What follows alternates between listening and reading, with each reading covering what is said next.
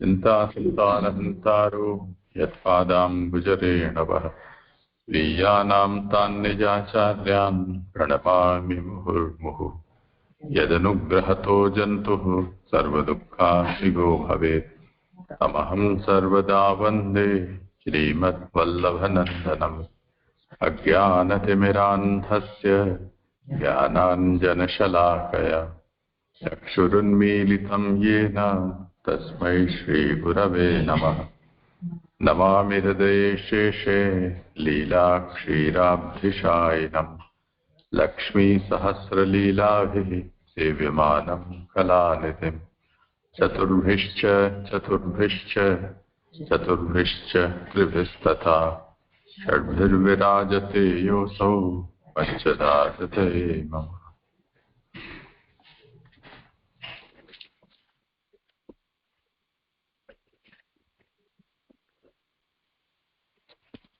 हाँ जय दंडवत प्रणाम।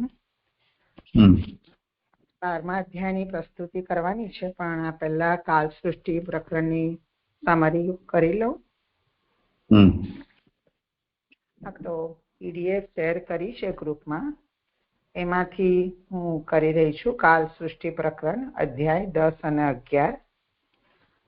હવે કાલ સૃષ્ટિ કહેવામાં આવે છે કાલ દ્વારા તત્વોની અને મુક્ત થયા ન હોય તેવા જીવોની સૃષ્ટિ કહેવાની છે. આ સૃષ્ટિમાં વિભૂતિ એટલે બ્રહ્માજી મુખ્ય હોવાથી હવે કારણોની કથા કહેવામાં આવે છે. રૂપ સૃષ્ટિમાં કાલ અને જીવ એ બે કારણો છે, અને નામ સૃષ્ટિમાં વેદ કારણ છે. તે પૈકી કાલ સૃષ્ટિ જ 10મા અને 11મા એ બે અધ્યાયમાં કહે છે. હવે ઉત્પત્તિ સમજાવે છે કે કોઈ પણ પ્રકારની ઉત્પત્તિ 3 પ્રકારની હોય છે. પહેલું જનન, એમાં જન ધાતુનો અર્થ પ્રકટ થવું કે દેખાવું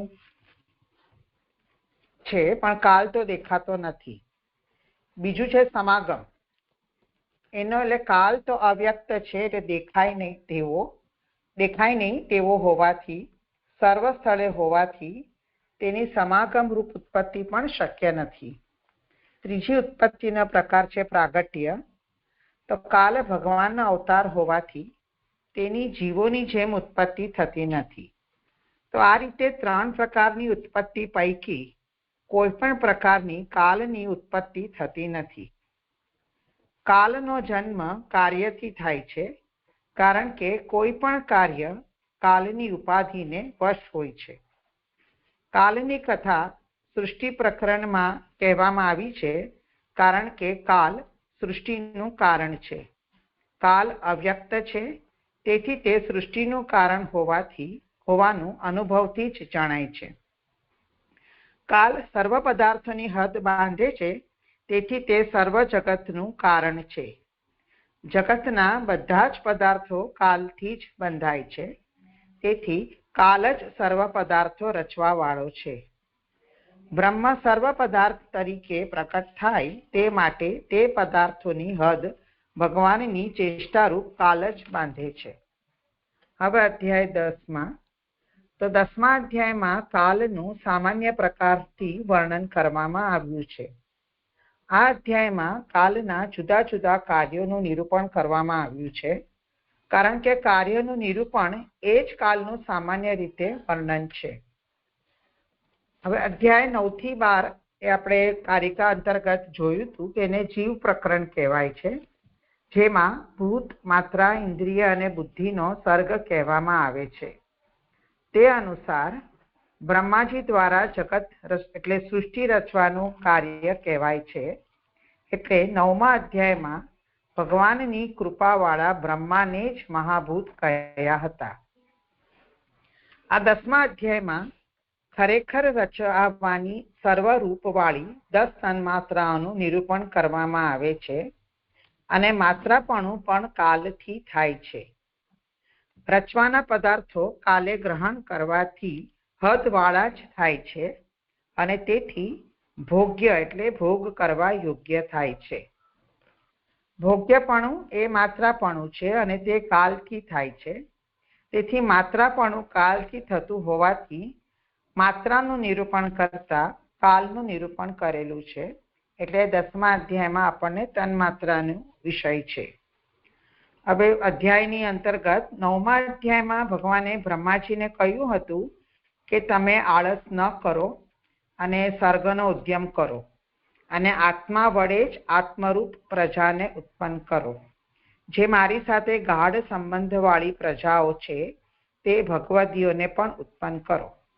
એટલે 10મા અધ્યાયમાં બ્રહ્માજીએ ભગવાનને મનમાં પધરાવી દેવતાના 100 વર્ષ સુધી તપ કર્યું.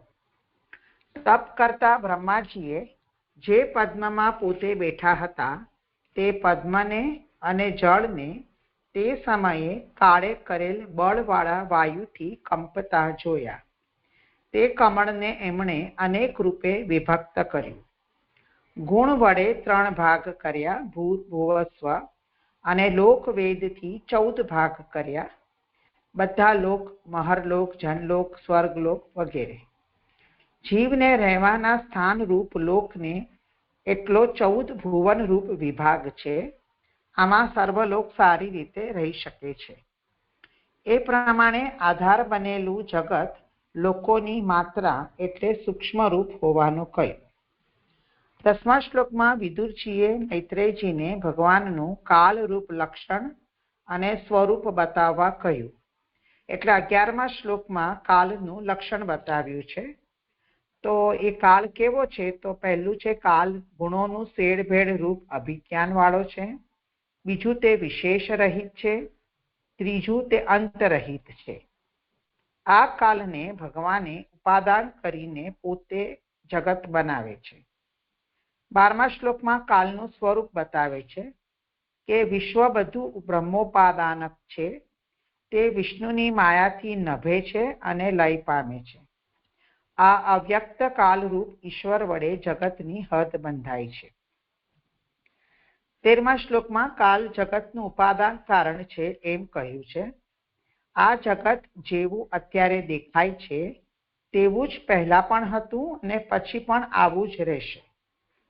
અહીંયા સુધી કાલનું આધિદૈવિક સ્વરૂપ છે. હવે 14મા શ્લોકથી 30મા શ્લોક સુધી કાલનું આધિભૌતિક સ્વરૂપ બતાવે છે.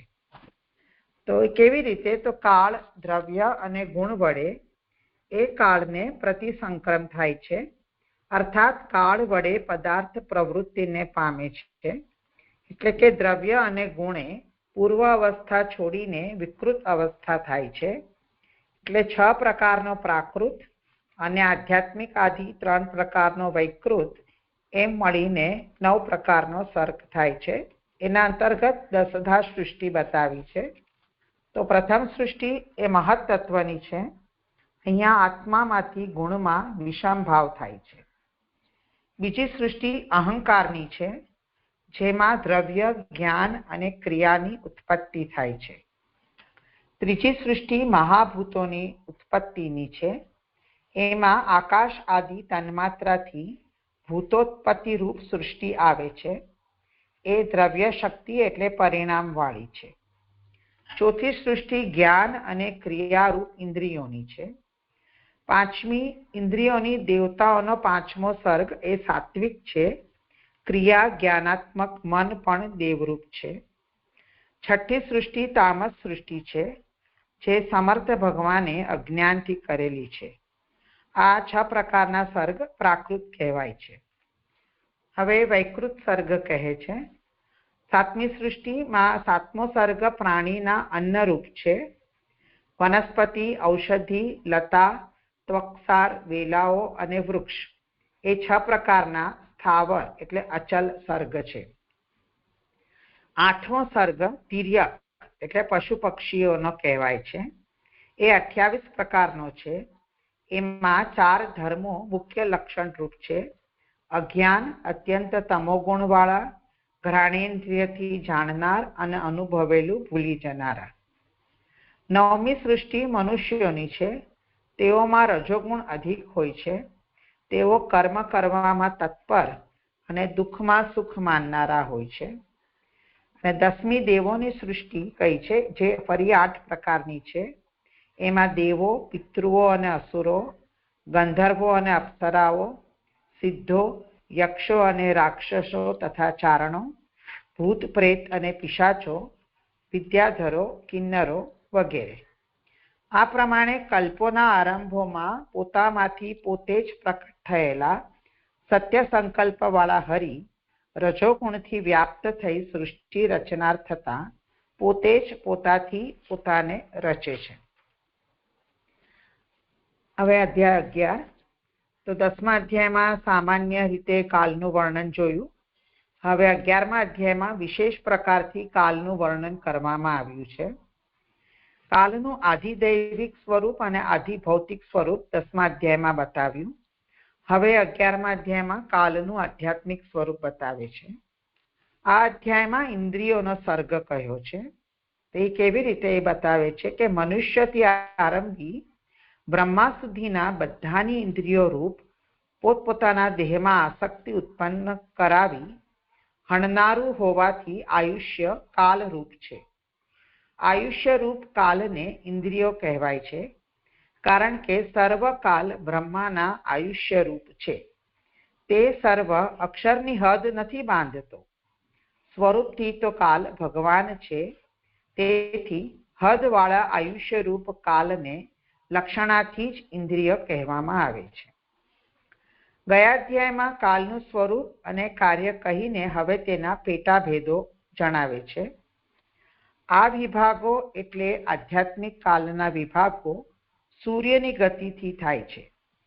તો પહેલા આપણને કાલના સૂક્ષ્મ અને સ્થૂળ રૂપ બતાવે છે.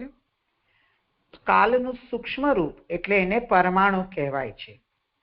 પરમાણુ એટલે સર્વથી નાનામાં નાનો ભાગ, જેનો વિભાગ અથવા કટકો થઈ ન શકે, એને પરમાણુ કહેવાય છે.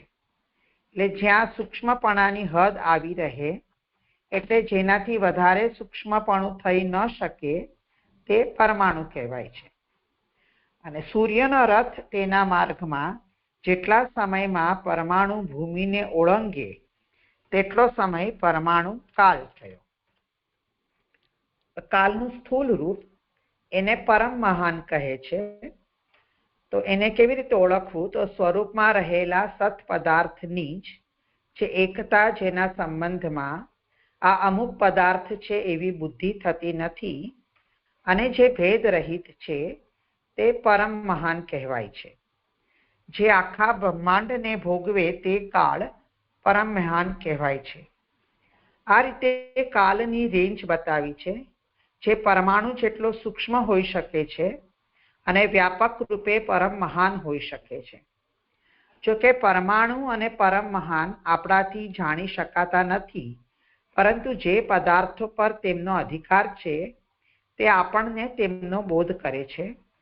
તેથી આપણે જેમ તેમનું અનુમાન કરીએ છીએ તેમ તેવા કાલનું પણ તેમની હદ બાંધનાર તરીકે અનુમાન કરવું. આમ આરંભના અને છેવટના કાલની સમજ આપીને મધ્યના કાલનું નિરૂપણ કરે છે. આ ચાર્ટ હું વાંચતી નથી, આપેલું મેસેજમાં, ગ્રુપમાં થોડું એમાં એડ કર્યું છે કે 5 વર્ષના પ્રકારના વર્ષ હતા. સંવત્સર એટલે ચાંદ્ર, પરિવત્સર એટલે વૈષ્ણવ, ઈડાવત્સર એટલે સૌર, અનુવત્સર નક્ષત્ર અને વત્સર એટલે દૈવ. બ્રહ્માજીનું આયુષ્ય 2 પરાર્ધનું બતાવેલું. 4000 દેવ વર્ષ એટલે સતયુગ, 3000 દેવ વર્ષ એટલે ત્રેતાયુગ, 2000 દેવ વર્ષ દ્વાપર યુગ, 1000 દેવ વર્ષ એટલે કલયુગ. આ રીતે કાલના વર્ણનના આરંભમાં સર્વ ઉપર કાલનું પ્રભુત્વ હોવાનું કહેલ છે, પણ અક્ષર બ્રહ્મ ઉપર કાલનું પ્રભુત્વ ચાલતું નથી. પુરુષ એટલે ભગવાનમાં કાલની પ્રવૃત્તિ થતી જ નથી. અહીંયા મારું લખેલું સંપન્ન થયું, પણ મને પૂછવું છે આપને કે પછી જે લાસ્ટમાં મન્વંતર અને કલ્પ ને બધું જે આવેલું એ મેં આમાં સમરીમાં લખ્યું નથી. તો મને પૂછવું છે કે એ બધું નોટ ડાઉન કરવું જોઈએ કે અહીંયા સુધી પર્યાપ્ત છે? એટલે આમાં વિષયના એમાં આવી નથી રહ્યું, પણ કાલના પ્રકાર તરીકે એને સમજવું હોય તો કરી શકાય. તો હવે એ એડ કરી દઈશ. પછી નક્ષત્ર કહેવાય ને જેને, એ જ નક્ષત્ર સંબંધી વર્ષ.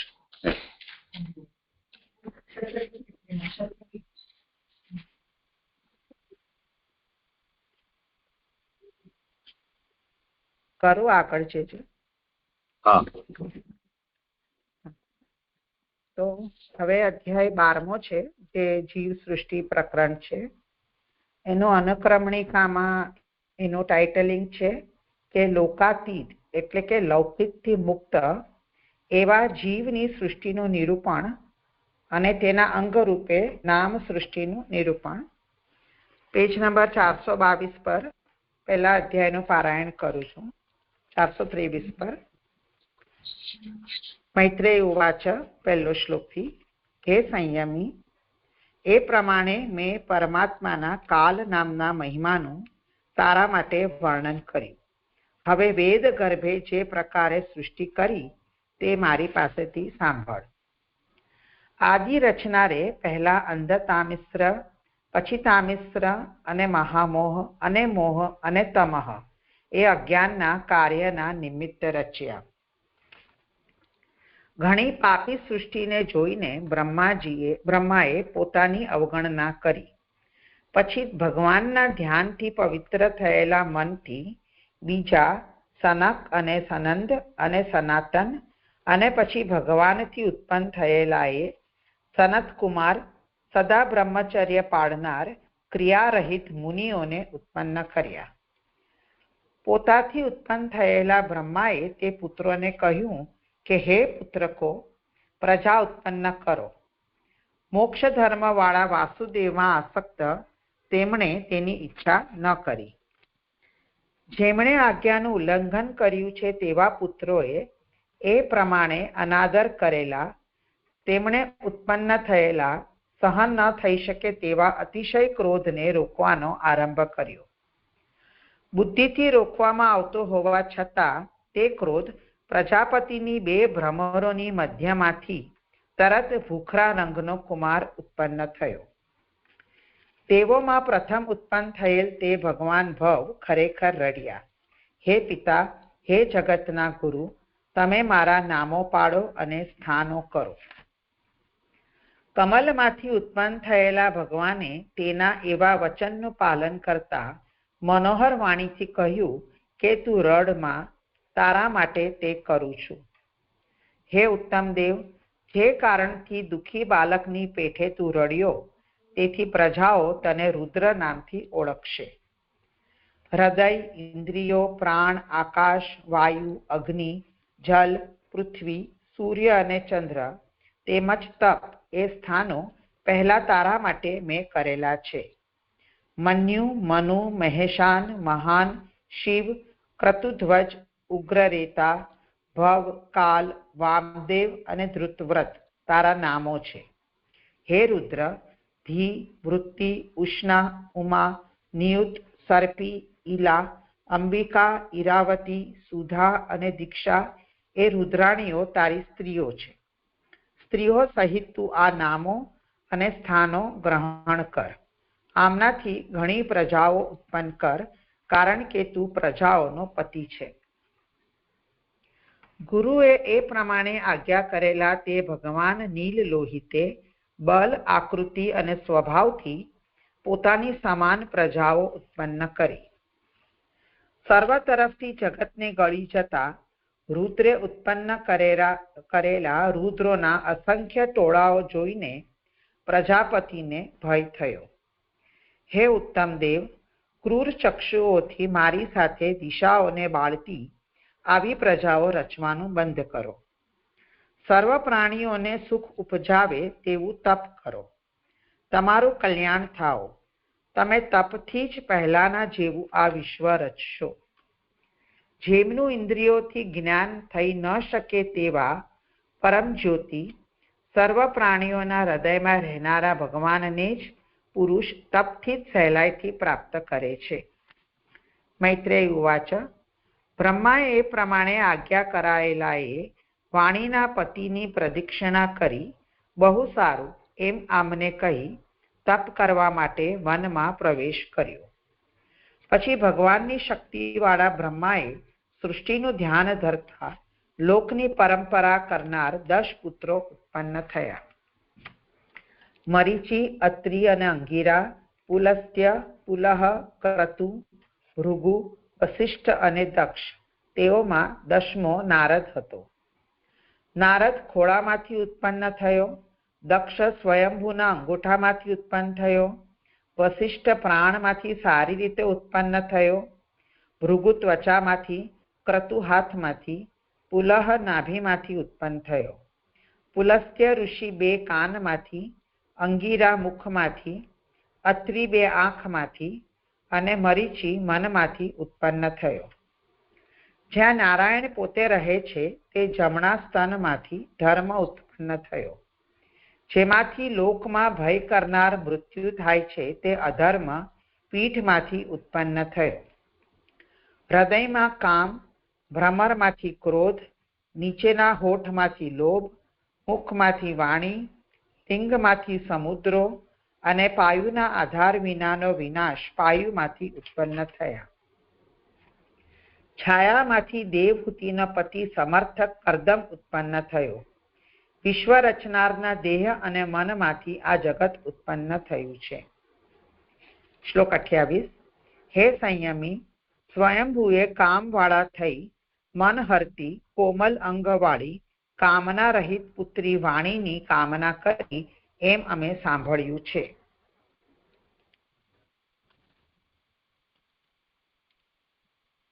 ઓગણત્રીસમો શ્લોક.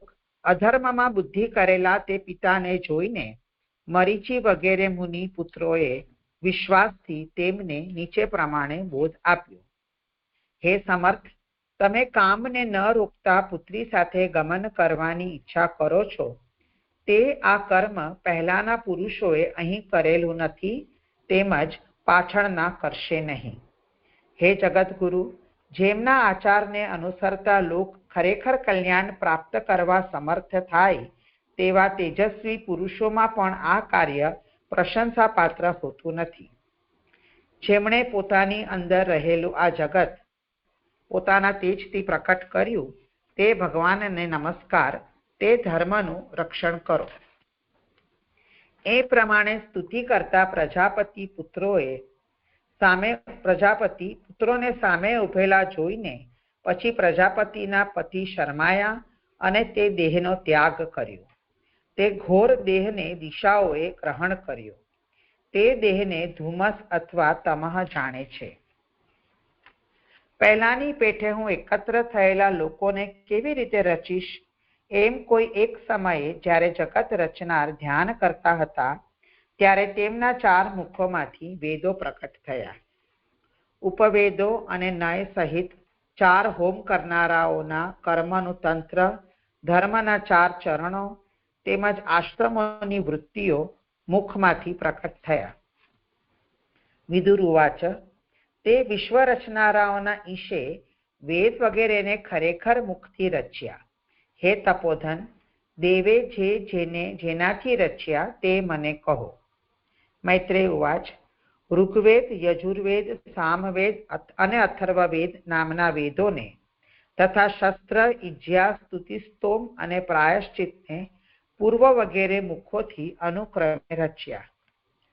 સર્વનો ઉપયોગ જોનાર ઈશ્વરે બધાએ મુખોમાંથી ઇતિહાસ અને પુરાણ રૂપ 5મો વેદ રચ્યો. પૂર્વ મુખમાંથી ષોડશી અને ઉકત, પછી પુરુષી અને અગ્નિષ્ટુત, આપ્તર્યામ તથા અતિરાત્ર અને ગોસવ સાથે વાજપેય પ્રકટ થયા. અને વિદ્યા, દાન, તપ અને સત્ય એ ધર્મના ચરણો તથા સંખ્યા પ્રમાણેની વૃત્તિઓ સાથે આશ્રમો ઉત્પન્ન કર્યા. સાવિત્ર્ય અને પ્રાજાપત્ય, બ્રાહ્મ તેમજ બૃહદ બ્રહ્મચારીની વૃત્તિઓ છે. ઘરમાં ગૃહસ્થાશ્રમમાં વાર્તા, સંચય, શાલીન અને શિલોંચ એ વૃત્તિઓ છે. વાનપ્રસ્થમાં વૈખાનસ, વાલ્ખિલ્ય, ઔદુંબર અને ફેનપા 4 વૃત્તિઓ છે.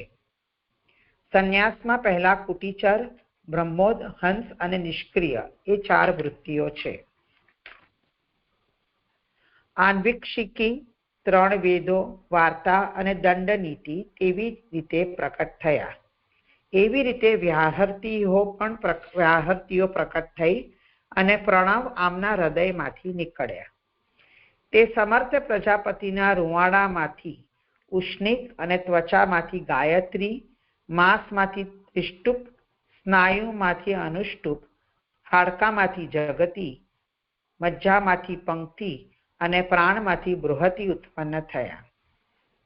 સ્પર્શ તેનો જીવ થયો, સ્વરને તેનો દેહ કહેલો છે, ઉષ્માઓને ઇન્દ્રિયો કહે છે, અંતસ્થો તેનું પોતાનું બલ છે.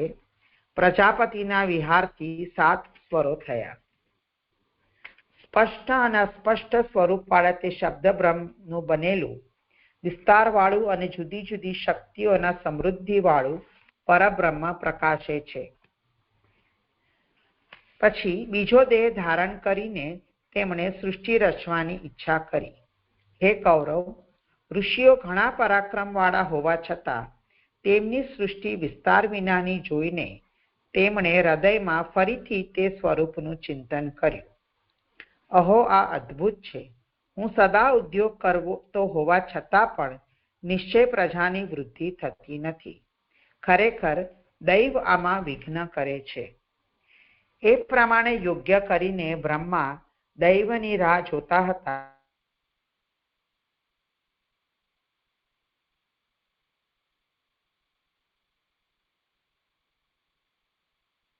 ઉત્પન્ન થયો. તેમાં જે પુરુષ હતો તે તો ચક્રવર્તી સ્વયંભૂ મનુ હતો. જે સ્ત્રી હતી તે આ મહાત્માની શત્રુપા નામની મહારાણી હતી. પછી મિથુન ધર્મથી પ્રજાઓ ખરેખર વધવા લાગી. હે ભારત, તેણે પણ શત્રુપામાં 5 સંતાનો ઉત્પન્ન કર્યા. હે ઉત્તમ પુરુષ, પ્રિયવ્રત અને ઉત્તાનપાદ તથા 3 કન્યાઓ આકુતિ, દેવહૂતિ અને પ્રસૂતિ નામની ઉત્પન્ન કર્યા. આકુતિ રુચિને આપી, વચલી કન્યા તો કરદમને આપી અને પ્રસૂતિ દક્ષને આપી, જેમનાથી જગત ભરપૂર થયું છે. ઇતિ શ્રી લક્ષ્મણ ભટ્ટના પુત્ર શ્રીમદ વલ્લભ દીક્ષિતે રચેલી શ્રીમદ ભાગવતની સુબોધિનીમાં 3જા સ્કંધના 12મા અધ્યાયનું વિવરણ સમાપ્ત. હવે ભાગવતાર્થ કરું છું.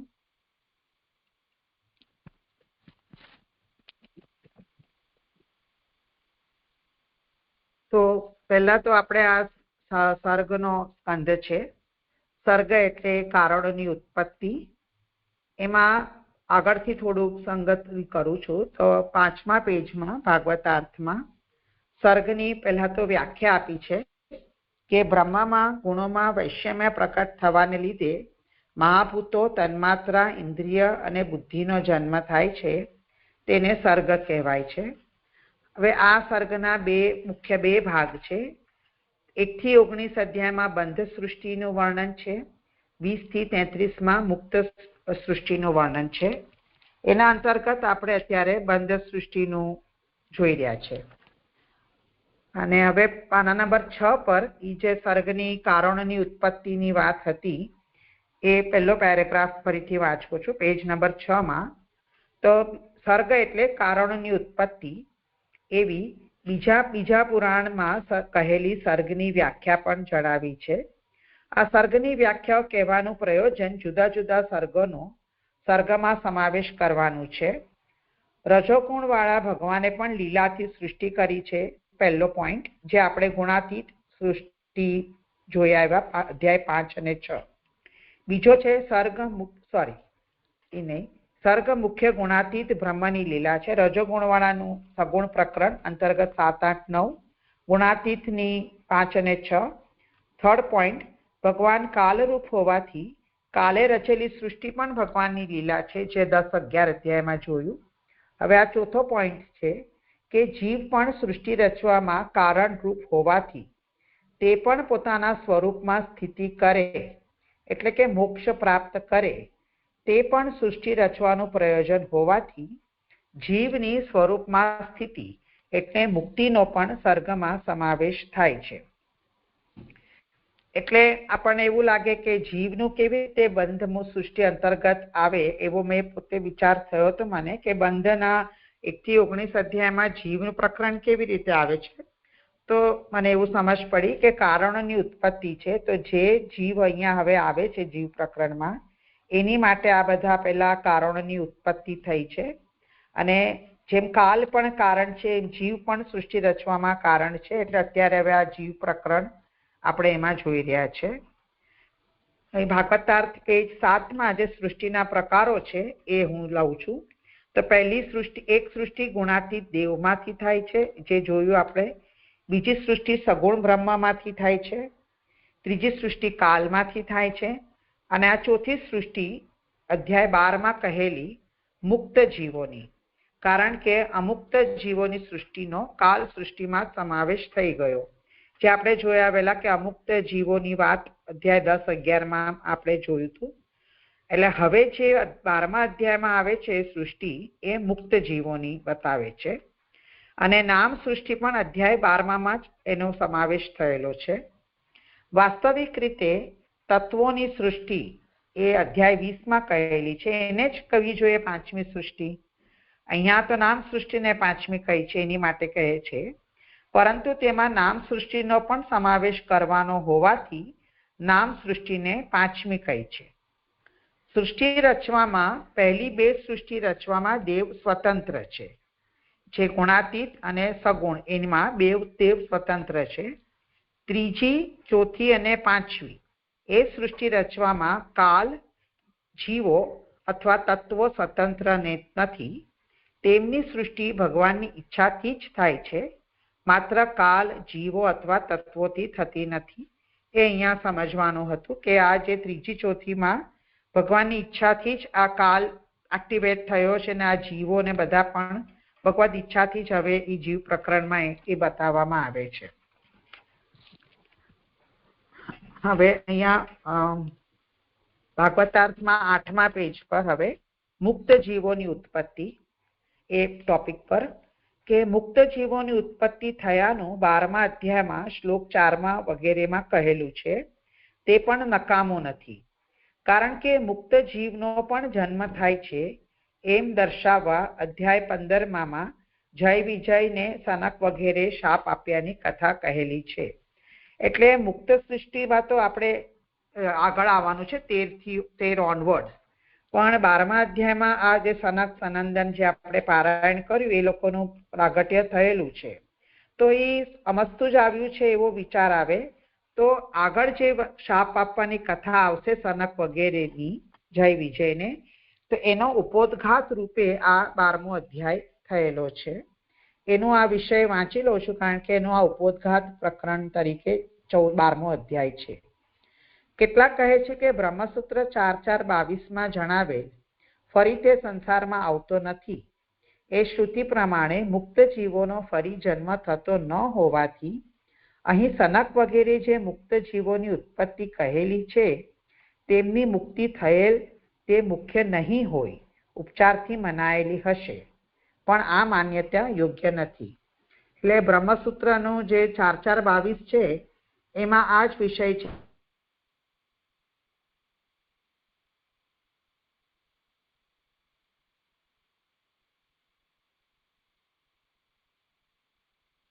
કે ફરીથી જે ભક્ત છે એ સંસારમાં ફરીથી એનું આવાગમન થતું નથી. તો એ શ્રુતિ પ્રમાણે તો આ સનક વગેરે તો મુક્ત જીવ છે, તેનો જન્મ ન થવો જોઈએ. અને અહીંયા તો એમની બતાવી છે ઉત્પત્તિ. તો કોઈ એવો વિચાર કરે તો એ લોકોની મુક્તિ મુખ્ય નહીં હોય, પણ આમ જસ્ટ ઉપચારથી માની હશે. તો આ માન્યતા યોગ્ય નથી. એ આગળ સમજાવે છે કે આ ખોટી વાત છે. વાસ્તવિક રીતે સનક વગેરેની ઉત્પત્તિ થઈ તે પહેલા તેઓને જ્ઞાન પ્રાપ્ત થયેલું જ હતું, કારણ કે ઉત્પત્તિ થયા પછી તેમને કોઈએ જ્ઞાનનો ઉપદેશ કરેલો જ નથી. એ આપણે જોયું કે સનક વગેરે 4 જે ઉત્પન્ન થયા અને પછી તેઓ જ્ઞાની જ હતા, અને જ્યારે બ્રહ્માજીએ એમને સૃષ્ટિ રચવાનો આજ્ઞા કરી તો એમણે તેની ના પાડી, કારણ કે એ લોકો ભક્તિમાં એમની પ્રવૃત્તિ હતી.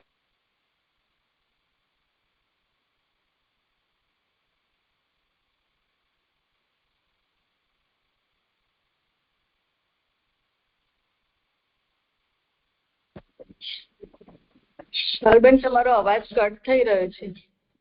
આપી જ કટ થઈ ગયું. એવું થયું? હવે વાંધો નહીં.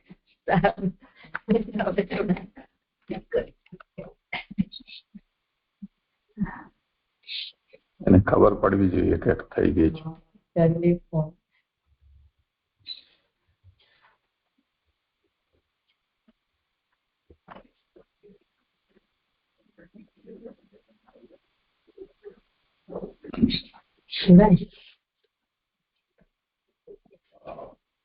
હા જે કટ થઈ ગયો હતો.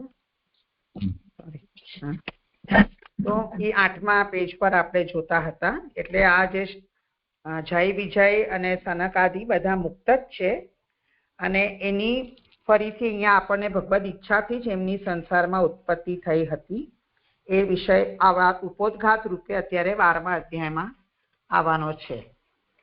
હવે મેઇન આ અધ્યાયનું ભાગવતાર્થ પેજ નંબર 36 પર છે. અધ્યાય 12 જીવ સૃષ્ટિ એ વિષય હવે અધ્યાય અંતર્ગતનું ભાગવતાર્થ કરી રહી છું. હવે 12મા અધ્યાયમાં જીવની સૃષ્ટિનું વર્ણન કરવામાં આવે છે. જીવો મુક્ત અને અમુક્ત એવા 2 પ્રકારના છે. તે પૈકી અમુક્ત જીવોનું નિરૂપણ મુક્તિ પ્રકરણમાં કરવામાં આવશે, કારણ કે તેઓ સૃષ્ટિનું કારણ નથી. એટલે જે મુક્ત જે જીવો છે 2 પ્રકારના હોય, એક કોઈ મુક્ત અને અમુક્ત. અત્યારે આપણે જોયું જે સનકાદિ અને જય વિજય જે મુક્ત જીવો છે એની વાત હમણાં આ પ્રકરણમાં આવશે. પણ જે અમુક્ત જીવો છે એનું નિરૂપણ આગળ જે 20 થી 33 અધ્યાયનું મુક્ત સૃષ્ટિ પ્રકરણ છે એમાં બતાવશે. એટલે અહીંયા તો મુક્ત જીવો તો સૃષ્ટિનું કારણ થતા હોવાથી તેઓનું આ અધ્યાયમાં નિરૂપણ કરેલું છે. તો હવે પ્રશ્ન થાય કે મુક્ત જીવો સૃષ્ટિનું કારણ કેવી રીતે થાય? એવો પ્રશ્ન થાય તો જાણવું કે મુક્ત જીવો ભગવાનની સમીપ રહે છે. તેથી જ્યારે ભગવાન સૃષ્ટિ રચવા ઈચ્છે છે ત્યારે પોતાની લીલા થઈ શકે તે માટે તેઓને પ્રેરણા કરે છે. તેથી ભગવાનની ઈચ્છાને વશ રહી તેઓ જગતનું કારણ થાય છે. એટલે હમણાં આપણે જે જોયા એવા ઉપોદ્ઘાતના રીતે કે મુક્ત જીવો તો શું કામ એમને થવું જ જોઈએ એનું પ્રાગટ્ય, તો એનું અહીંયા કારણ આપ્યું કે ભગવાન જ્યારે સૃષ્ટિ રચવા ઈચ્છે અને લીલા થાય એની માટે જ એ લોકોને પ્રાગટ્ય થાય છે. એટલે ભગવદ ઈચ્છાને વશ રહીને તેઓ અત્યારે જગતનું કારણ બને છે. હવે મુક્ત જીવોની આપણે અત્યારે જોઈવાનું છે. એમાં પણ મુક્ત જીવો 2 પ્રકારના છે. એક લોકથી પર અને બીજું લૌકિક. લોકથી પર એટલે અલૌકિક અને લૌકિક. એનામાંથી લોકથી પર એટલે મુક્ત જીવો મુક્તિના કારણરૂપ છે. એટલે લોકથી પર જે આ સનક સનંદન જે બધા આપણે જોઈ રહ્યા છે એ બધા અહીંયા હવે મુક્ત જીવો મુક્તિના કારણરૂપ છે. કારણ કે જીવો પોતાના સ્વરૂપથી જ પ્રકટ થાય તે મુક્તિ. આ મુક્તિની વ્યાખ્યા પહેલા કહેલી છે. જે મને અહીંયા પ્રશ્ન છે કે આ મુક્તિની વ્યાખ્યા તો આપણે જુદી સમજીએ છીએ ને. એટલે પેજ 6માં જે મેં વાંચ્યું 4 પોઈન્ટ હતા ઉપરના વ્યાખ્યાનનો પેરેગ્રાફ, તો 4થા પોઈન્ટમાં જીવ પોતાના સ્વરૂપમાં સ્થિતિ કરે એટલે મુક્તિ આપણે સમજીએ છીએ મુક્તિની વ્યાખ્યા. અને અહીંયા લખ્યું છે જીવો પોતાના સ્વરૂપથી જ પ્રકટ થાય તે મુક્તિ. તો આ બરાબર છે કે કંઈક ભૂલ છે? એ મને સમજ નથી પડી. જોઈ લઈએ મૂળમાં. અતઃ પરમ જીવ સર્ગો મુક્તા મુક્ત વિભેદતઃ મુક્તાનામ કારણત્વમ હે તદિચ્છા વશગા યતઃ.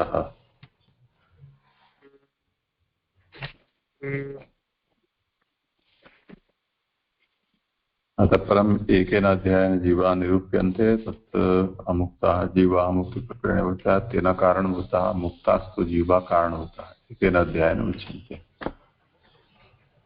मुक्ता हि भगवत्सन्निधाने तिष्ठति. अतो यदा भगवान् सृष्टिं कर्तुम् इच्छति तदा स्वलीला सिद्ध्यर्थं तान् प्रेरयति. अतो भगवदिच्छावशाः ते कारणभूता इत्यर्थः.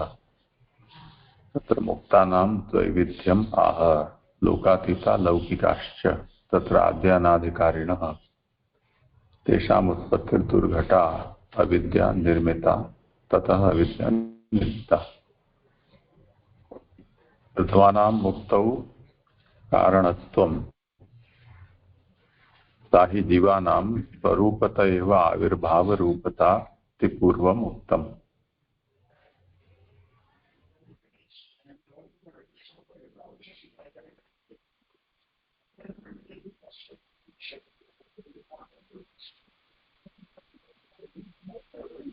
तत्र प्रथमानाम એટલે લોકાતીત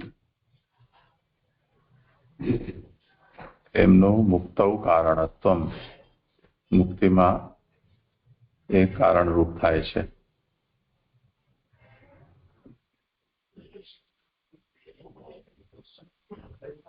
કારણ કે જીવો પોતાના સ્વરૂપથી જ પ્રકટ થાય તે મુક્તિ।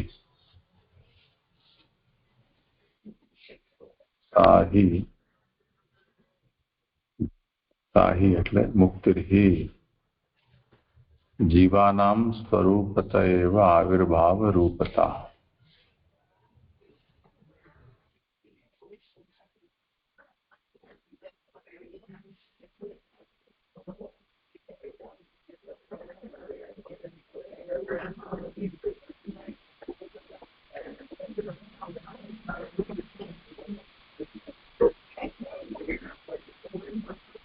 બરોબર જ લાગે છે। અહીંયા એ રીતે જ નિરૂપણ થયેલું છે, એને ખાલી સમજવાનો આવશ્યકતા છે।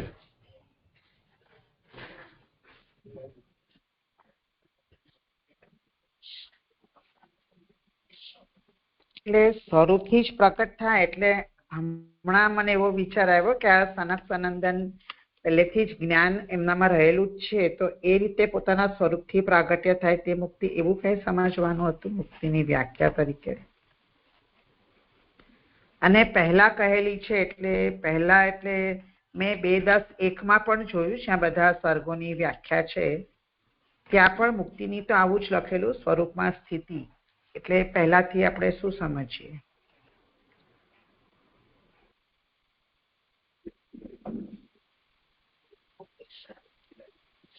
એટલે એ તો મને એમ લાગે છે કે જે એકાદશ સ્કંધનો સ્કંધાર્થ ત્યાં કહેલો છે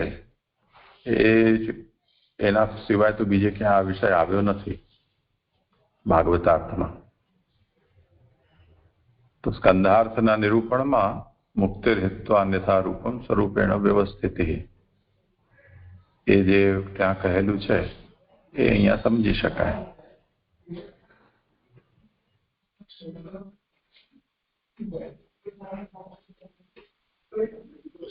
હા, તો સ્વરૂપથી જ પ્રકટ થાય એટલે આવી રીતે સમજવું જોઈએ। સનક વગેરે જે જ્ઞાનથી જ સાથે પ્રાગટ્ય થયું એવી રીતે સમજી શકીએ હલાઈને?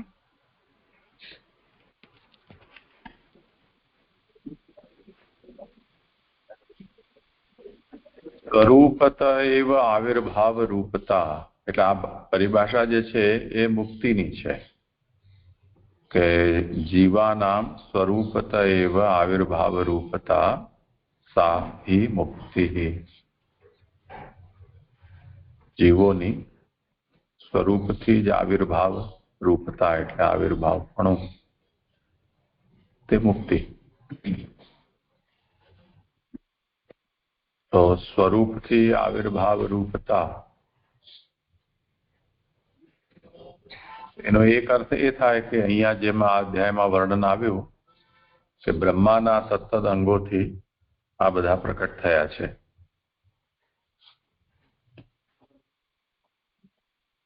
એ સ્વરૂપથી આવિર્ભાવ।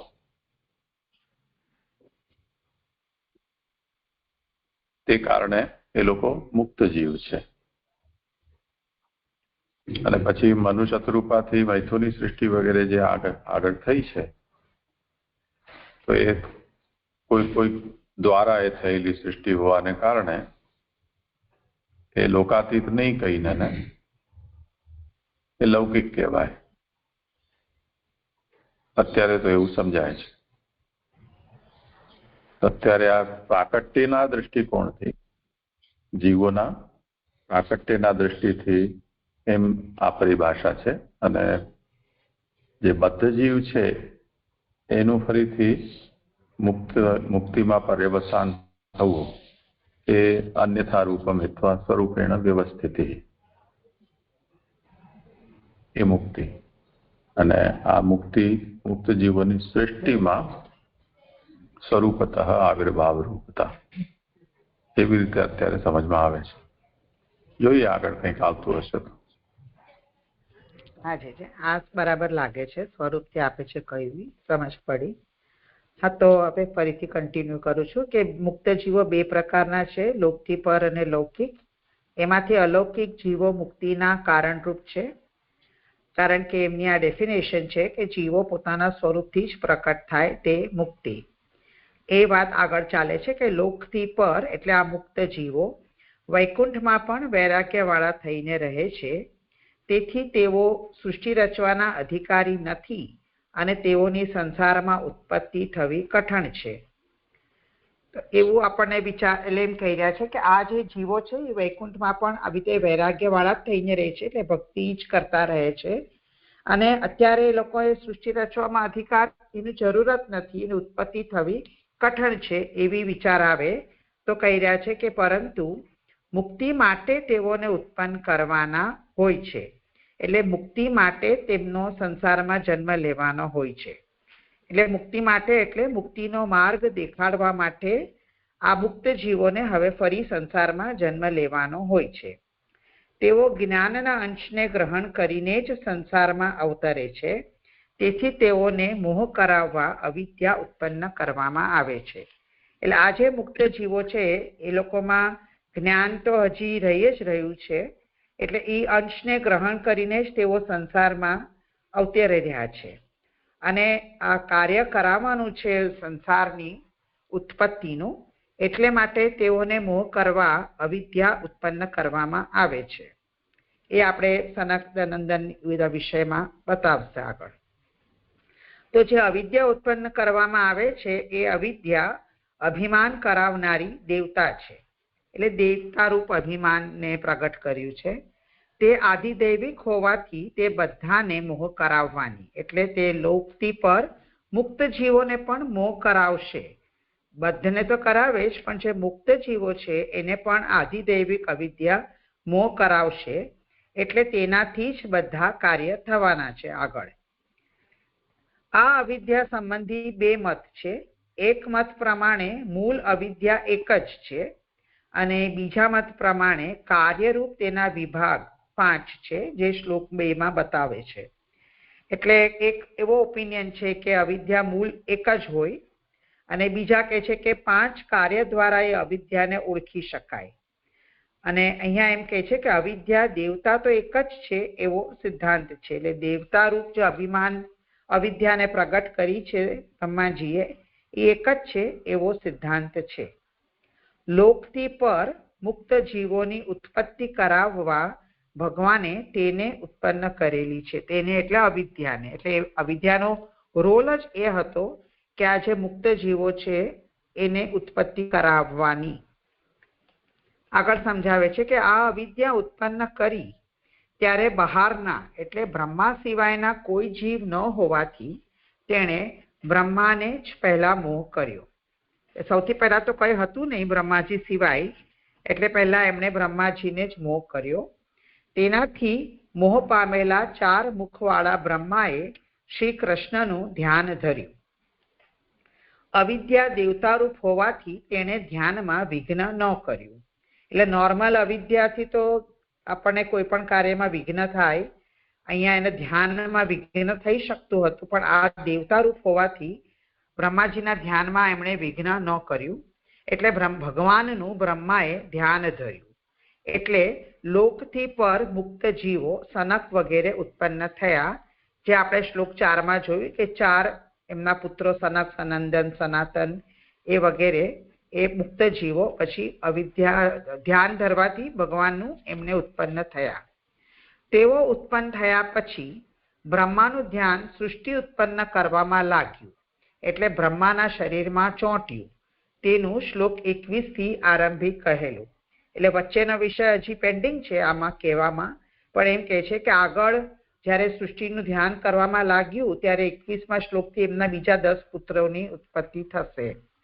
પરિણામ પછીથી થશે, એટલે પછી જ્યાં બધા થશે એ આપણને આગળ કહેવામાં આવશે.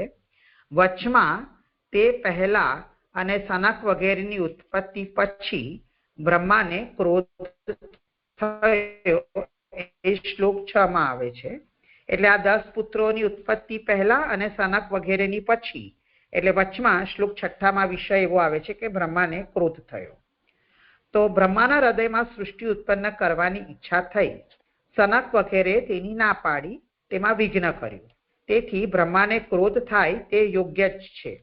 તો ક્રોધ કેમ થયો એનું જસ્ટિફિકેશન આપે છે કે બ્રહ્માજી તો સૃષ્ટિનું ઉત્પત્તિનું કાર્ય કરવા માટે પ્રવૃત્ત થયા છે, અને જ્યારે પહેલા 4થા શ્લોકમાં સનક વગેરે ઉત્પન્ન થયા અને બ્રહ્માજી એમને આજ્ઞા કરી કે તમે આગળ પ્રજા ઉત્પન્ન કરો, તો એમણે એમને ના પાડીને આ કાર્યમાં વિઘ્ન થયું. એને માટે બ્રહ્માજીને ક્રોધ થયો. બીજો ક્રોધનું કારણ કહે છે કે વળી અવિદ્યા પણ જે તેમણે આગળ આપણે જોયું કે ઉત્પન્ન કરી હતી તે તેમની પાસે જ હતી, તેથી પણ તેમને ક્રોધ થયો. એટલે બીજું કારણ કે અવિદ્યા એનો એક્શન દેખાડી રહી છે, એ અવિદ્યા દેવતા, એટલે એ અવિદ્યાનું કાર્ય જે કહેવાય ક્રોધ એ પણ એમનામાં થયો. આ બે કારણ બતાવ્યા છે કે એમને ક્રોધ કેમ થયો.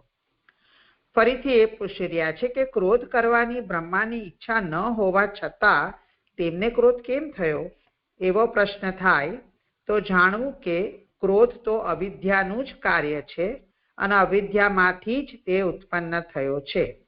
એટલે ક્રોધ થયો એનું કારણ આપણે ઉપર જે બતાવ્યું એ જ કહી રહ્યા છે કે અવિદ્યાના જ કામ, ક્રોધ, લોભ બધા કાર્ય છે. તો વન ઓફ ધ કાર્ય અવિદ્યાનું ક્રોધ છે, એટલે એ અવિદ્યામાંથી તો થઈ જ શકે છે. એટલે એમને ક્રોધ ન ઈચ્છા હોવા છતાં પણ ક્રોધ થાય છે. વળી તે ક્રોધ આધિદૈવિક છે, એટલે અવિદ્યા જે દેવતા રૂપ હતી એમાંથી ક્રોધ થયેલો એ આધિદૈવિક છે, પણ ભૂલથી તેને આધ્યાત્મિક જાણી બ્રહ્માએ તેને રોકવા પ્રયાસ કર્યો. સનક વગેરે મોટા મુનિઓ જગતને જ્ઞાન આપવા માટે જ ઉત્પન્ન કરેલા એવો તેમના સંબંધી વિચાર કરી બ્રહ્માએ પોતાને થયેલ ક્રોધ રોકવા માંડ્યો. એટલે જ્યારે ના પાડી ત્યારે એમને ક્રોધ આવ્યો, પણ પછી એમને એવું રિયલાઇઝ થયું કે આ લોકોનું કાર્ય તો જગતને જ્ઞાન આપવા માટે જ છે, એટલે બ્રહ્માએ એ ક્રોધને રોકવાનો પ્રયાસ કર્યો. ક્રોધ આધિદૈવિક હોવાથી રોકાય તેવો ન હતો, તેથી તેને રોકવાનો પ્રયાસ કરનારા બ્રહ્માના શરીરને બાળવા તે તત્પર થયો.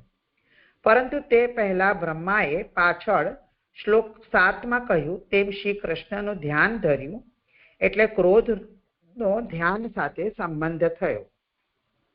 એટલે આધિદૈવિક ક્રોધ તો દેવ સ્વરૂપ કહેવાય, તે રોકાઈ ન હતો, એટલે એમણે તો બ્રહ્માજીના શરીરને બાળવા તે તત્પર થયો. પણ એટલે કેમ ન થયું, એમને બાળ્યા કેમ નહીં, તેનું કારણ કે છે કે પાછળ શ્લોક અહીંયા 107 છે. લાસ્ટ ટાઈમ આપણે પ્રિન્ટિંગ મિસ્ટેક 7 બનાવ્યું હતું, 7 માં કહ્યું એમ કહ્યું. દેવ શ્રી કૃષ્ણનું ધ્યાન કર્યું, એટલે ક્રોધનું જે મારો અવાજ આવે છે ને, હા, વચ્ચે વચ્ચે બ્રેક થાય છે, પણ અહીંયા જે કહ્યું ને કે બ્રહ્માએ પાછળ કહ્યું, એટલે આ 107 નો મતલબ ભાગવતાર્થનો 107મો શ્લોક. અચ્છા, ઓકે. તો 107મી જે આપણા ઉપર કારિકા આપણે જોઈ કે અવિદ્યા ઉત્પન્ન કરીને આ બધું જે હમણાં ઉપરનો જ પેરેગ્રાફ જોયો એ 107 કારિકા. તો એ વાત ફરીથી કરું છું કે ક્રોધ આધિદૈવિક હોવાથી રોકાય તેવો ન હતો, તેથી તેને રોકવાનો પ્રયાસ કરનારા બ્રહ્માના શરીરને બાળવા તે તત્પર થયો.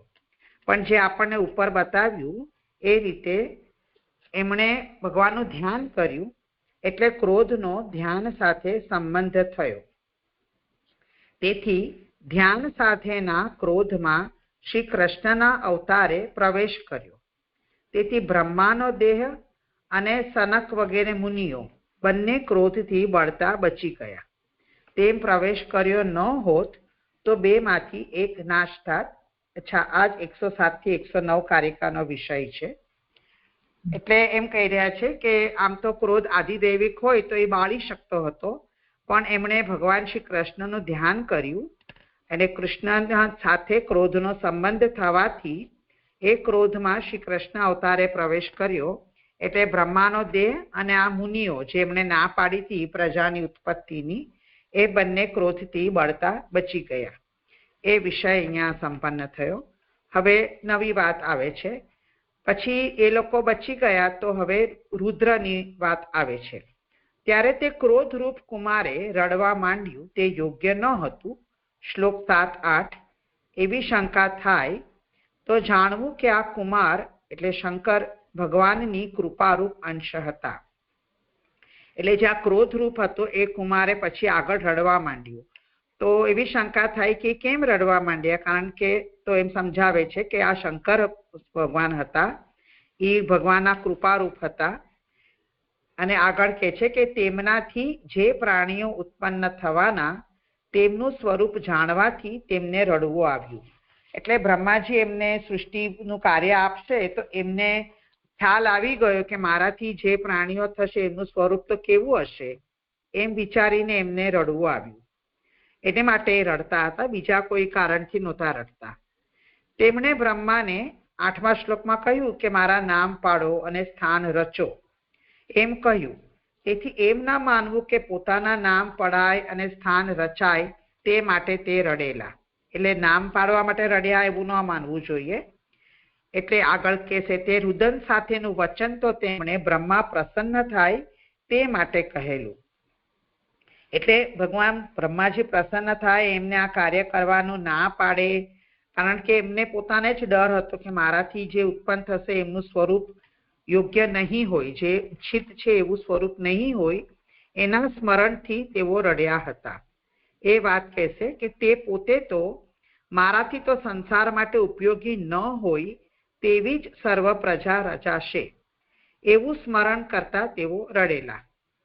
તેથી ઉપર જણાવેલ તેમના વચનનું બીજું પ્રયોજન એ પણ હતું, એટલે જે કહ્યું ને કે મારું નામ પાડો અને સ્થાન રચો, એ વચનનું બીજું પ્રયોજન એ પણ હતું કે બ્રહ્મા તેમને પ્રજા ઉત્પન્ન કરવાની આજ્ઞા ન કરે.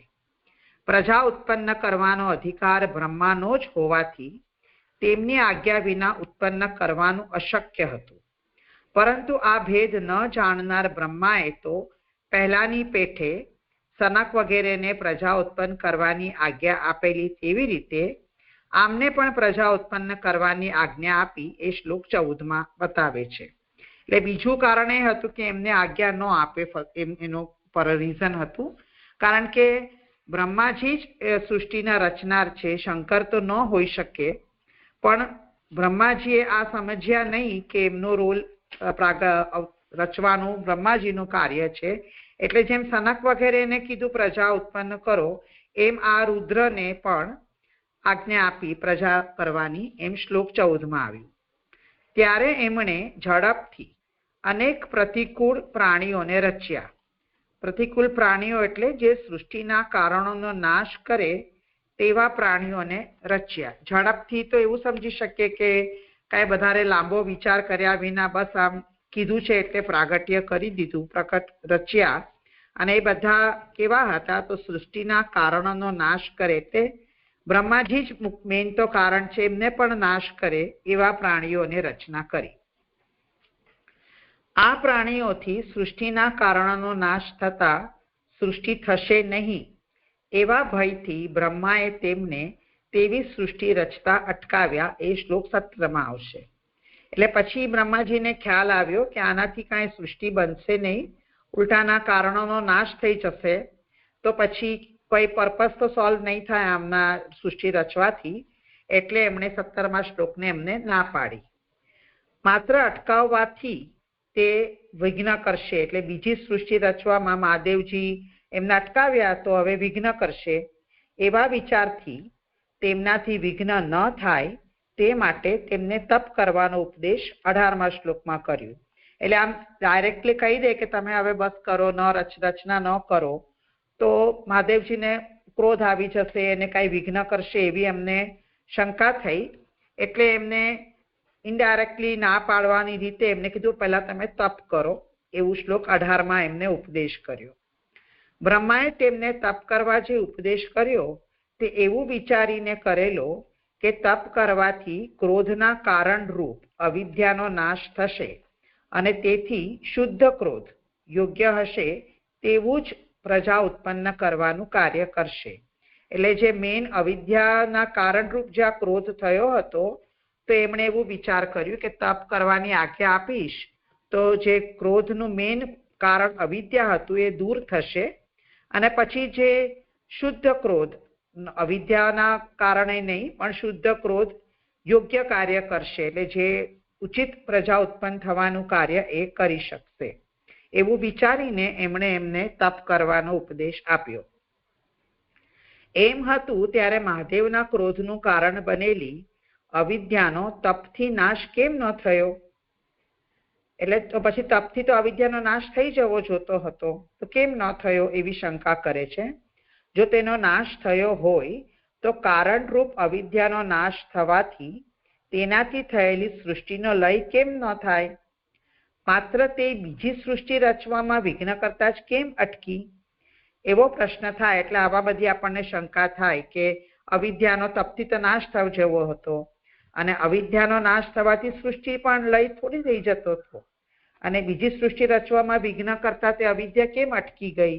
આવા બધા પ્રશ્નના સમાધાનમાં એમ બતાવ્યું કે અવિદ્યા મહાદેવની ઉત્પત્તિનું કારણ થયેલી અને તપ તો મહાદેવનું કાર્ય હતું. એટલે ક્રોધનું કારણ અવિદ્યા હતી અને તપ એ મહાદેવ દ્વારા થયું એટલે તપ એમનું કાર્ય થયું. તો કાર્યથી કારણનો નાશ ન થયો પરંતુ તેનાથી સૃષ્ટિ રચવામાં વિઘ્ન થતું તે અટકી ગયું. એટલે જે તપ હતું એનાથી કાર્યથી કારણનો નાશ નથી થયો પણ ફક્ત તે વિઘ્ન થતું હતું એ અટકી ગયું એમ એનું સમાધાન કર્યું. તેથી બ્રહ્માની આજ્ઞાનો સ્વીકાર કરી મહાદેવ તપ કરવા વનમાં ગયા. એ પ્રમાણે લોકથી પર એટલે મુક્ત જીવોની ઉત્પત્તિ કહી. એટલે અહીંયા આવી રીતે મુક્ત જીવોની ઉત્પત્તિ બતાવી એટલે મા સનક વગેરેની. પછી બ્રહ્માએ સૃષ્ટિ રચવા શ્રી કૃષ્ણનું જ ધ્યાન ધર્યું. જો લૌકિક જીવોને પણ બ્રહ્મા પોતે જ ઉત્પન્ન કરે તો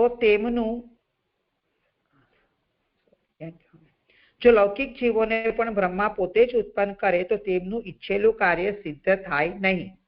તેથી તેઓને ઉત્પન્ન કરવાનો પ્રકાર વિચારી તેમણે સૃષ્ટિ રચવા ભગવાનનું ધ્યાન ધર્યું. તે ધ્યાન તેમના શરીરમાં ચોંટ્યું. જુઓ પાછળ શ્લોક 107 એટલે આ કારિકા 107 ભાગવતાર્થની.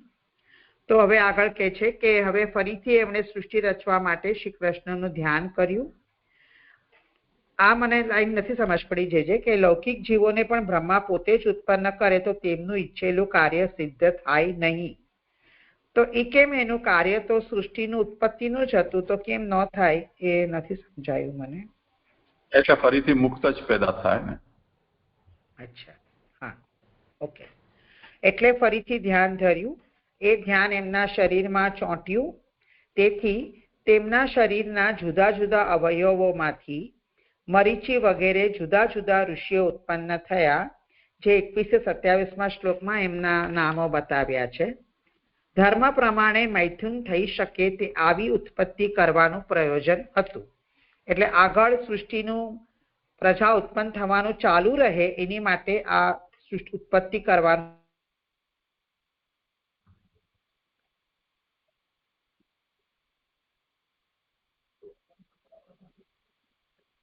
સનક વગેરે અને રાજસ એટલે આ 21-27 જે મરીચી વગેરે જુદા જુદા ઋષિઓ એવું સમજાયું. પછી તામસ જીવોની ઉત્પત્તિ બ્રહ્માએ કરવા માંડી. હવે તામસ જીવની વાત આવે છે ત્યારે તેમના પુત્રો મરીચી વગેરે તેમને તેમ કરતા રોક્યા. બ્રહ્માથી તામસ જીવોની ઉત્પત્તિ કેમ થાય એવો વિચાર આવે તો જાણવું કે તેમણે છેલ્લા જે જીવો ઉત્પન્ન કર્યા તેઓમાં ધર્મથી મૈથુન થઈ શકે તે માટે એક સ્ત્રી ઉત્પન્ન કરેલી અને બીજા બધા પુરુષો ઉત્પન્ન કરેલા. મુખમાંથી વાણી સ્ત્રી ઉત્પન્ન કરેલી જે શ્લોક 26માં અને બીજા બધા પુરુષ ઉત્પન્ન કરેલા. એટલે જે ઉપરના પેરેગ્રાફમાં આવ્યું કે મૈથુનની સૃષ્ટિ થઈ શકે એની માટે આ ઉત્પત્તિ કરવાનું પ્રયોજન હતું. તો પછી તામસ જીવોને આ રીતે કેમ થાય એવો વિચાર આવે તો કહે છે કે જે જીવો ઉત્પન્ન થયા અને મૈથુન થઈ શકે એની માટે સ્ત્રી પણ ઉત્પન્ન કરેલી, જે વાણી રૂપી સ્ત્રી હતી, જે શ્લોક 26 હતા, અને બીજા બધા પુરુષ થયા હતા. તો એ કારણ જ ચાલી રહ્યું છે કે તામસ એમનાથી કેમ થાય એ વિચાર જ હજી ચાલી રહ્યો છે કે અવિદ્યા તો બ્રહ્મા પાસે જ હતી, વળી સૃષ્ટિ ઉત્પન્ન કરવામાં તેમનું મન પણ ચોંટેલું, તેથી સ્ત્રી વાણી ઉત્પન્ન થતા તેમના હૃદયમાં કામ થયો. એટલે એક તો અવિદ્યાનું કારણ હતું, બીજું એમનું મન પણ એમાં ચોંટ્યું હતું, અને સ્ત્રી રૂપી વાણી ઉત્પન્ન થઈ તો એમના હૃદયમાં કામના થઈ. તેથી વધારે સૃષ્ટિ ઉત્પન્ન થાય તે માટે તેમને તે સ્ત્રી સાથે મૈથુન કરવાની બુદ્ધિ થઈ. આવી મૈથુનથી તામસી સૃષ્ટિ થાય. એટલે તામસી કેમ થાય તો આ રીતે થાય. તો તે પણ જો ધર્મનો નાશ કરનારી ન હોય તો ભગવાન મંજૂર રાખે, પણ જો તે ધર્મનો નાશ કરનારી હોય તો પહેલા રચેલી બંને પ્રકારની સૃષ્ટિનો નાશ થાય. તેથી અધર્મવાળી સૃષ્ટિ ઉત્પન્ન કરવાથી ધર્મનો નાશ થાય તેમ હોવાથી બ્રહ્માને તેમ કરતા અટકાવવા એ યોગ્ય હતું. તેથી શ્રી કૃષ્ણે 32મા શ્લોકના સુબોધિનીમાં બ્રહ્માના પુત્ર દ્વારા તેમને તેમ કરતા અટકાવ્યા. એટલે આ તો યોગ્ય ન હતું. એમની પુત્રી રૂપી જે વાણીમાં એમને જે બુદ્ધિ થઈ હતી, જો એનાથી સૃષ્ટિ થાય તો એ તો અધર્મનો નાશ કરનારી થઈ શકે, અને એનાથી જે આગળ સાત્વિક અને રાજસી જીવોની ઉત્પત્તિ થઈ હતી એમનો પણ નાશ થાય. એની માટે આ એમને અટકાવવું જરૂરી હતું. એટલે ભગવાને એમના પુત્રો દ્વારા એમને આ કાર્ય કરતા અટકાવ્યા. એ શ્લોક 32માં આપણે જોયું કે એમને ઉપદેશ આપે છે કે આવું કાર્ય તો પહેલા પણ કોઈએ કર્યું નહોતું ને પછી પણ નથી, ને આ નિંદિત કાર્ય છે એવું એમને સમજાવ્યું છે મરીચી વગેરે પુત્રોએ. શ્લોક 33માં બ્રહ્માએ તે દેહનો ત્યાગ કર્યો એમ કહેલું છે. ત્યાં રમણ કરવાની ઈચ્છાને દેહ કહેલો છે. એટલે દેહનો ત્યાગ કર્યો એટલે શું સમજવાનું છે? તેમ કે છે જે રમણની ઈચ્છા હતી એને દેહ કીધો છે, એ ઈચ્છાને ત્યાગ કર્યો. બ્રહ્માએ પોતાની એ મનોવૃત્તિનો ત્યાગ કર્યો. એટલે તેથી ત્રીજી તામસ જીવોની સૃષ્ટિ ઉત્પન્ન ન થઈ, કારણ કે આ રીતે એમને અટકાવ્યા તો રાજસ અને સાત્વિકી થઈ અને તામસ જીવોની સૃષ્ટિ ઉત્પન્ન ન થઈ. ત્યારે બ્રહ્માએ ફરી સૃષ્ટિ ઉત્પન્ન કરવા ભગવાનનું ધ્યાન ધર્યું. એટલે એવરી ટાઈમ સૃષ્ટિનું કાર્ય કરવા માટે બ્રહ્માજી ભગવાનનું ધ્યાન ધરે છે. એ પણ અહીંયા એક ધ્યાનમાં લેવાલાયક મુદ્દો લાગ્યો. એટલે હવે ફરીથી ધ્યાન ધર્યું એટલે વેદોની ઉત્પત્તિ થઈ. હવે બ્રહ્માએ પૂર્વ, દક્ષિણ, પશ્ચિમ તથા ઉત્તર તરફ મુખ કર્યા, જે શ્લોક 37માં કહે છે. તેથી શબ્દોના લૌકિક અને અલૌકિક પ્રકારની ઉત્પત્તિ થઈ. જે આપણે બધા વર્ણ ને બધું અક્ષર ને બધું આપણે જોઈ આવ્યા, એ રીતે શબ્દોના લૌકિક અલૌકિક પ્રકારની ઉત્પત્તિ થઈ. આ લૌકિક અને અલૌકિક ભેદથી ત્રીજી નામ સૃષ્ટિ ઉત્પન્ન થઈ. એટલે સાત્વિક થઈ, રાજસ થઈ, હવે નામ સૃષ્ટિ ઉત્પન્ન થઈ, જે વેદ છે. જીવના રૂપ નામની સૃષ્ટિ થતા નામોની અખંડ પ્રવૃત્તિ રહે તે માટે આ સૃષ્ટિનું મૂળ શબ્દ બ્રહ્મ હોવાનું જણાવી તેનું સ્વરૂપ કહેલું છે. એ 45 અને 46માં શ્લોકમાં આવે છે કે આ બધા જીવ તો થશે પણ નામની અખંડ પ્રવૃત્તિ રહે એની માટે આ વેદોનું પ્રાગટ્ય અને એનું સ્વરૂપ દેખાડ્યું છે. એ પ્રમાણે ગુણ સૃષ્ટિનું નિરૂપણ કરી એકલા ગુણોથી રચેલી સૃષ્ટિનો પ્રપંચ બ્રહ્મરૂપ થશે એવી શંકા થવાથી મિશ્રણવાળી સૃષ્ટિ રચવાનો બ્રહ્માએ ઉદ્યમ કર્યો. એટલે સાત્વિક રાજસ થયું, વેદોની ઉત્પત્તિ થઈ. હવે એમણે થયું કે એકલા ગુણથી જો હું કરશું સૃષ્ટિ તો પ્રપંચ બ્રહ્મરૂપ થશે. એ મને નથી સમજાયું કે કેવી રીતે કે છે. એટલે હવે એમણે મિશ્રણવાળી સૃષ્ટિ રચવાનો ઉદ્યમ કર્યો. પ્રપંચ બ્રહ્મરૂપ એટલે શું છે?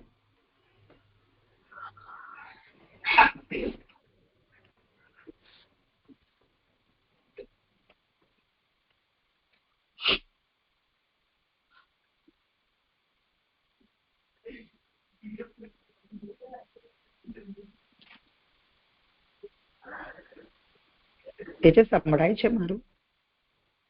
હા હા, વચ્ચે વચ્ચે ક્યાંક તૂટે છે પણ હમણાં તો સંભળાયું.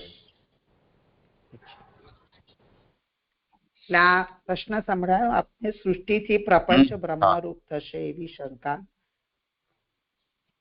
એટલે અત્યારે આ સાત્વિક રાજસ તામસ એમ 3 ગુણ સૃષ્ટિ બતાવી ને, અને કેવલૈ પ્રપંચ બ્રહ્મ ભાવમ આશંક્ય, એટલે સગુણ રૂપથી ન કરે અને કેવલ કરે તો પ્રપંચનો બ્રહ્મ ભાવ થાય.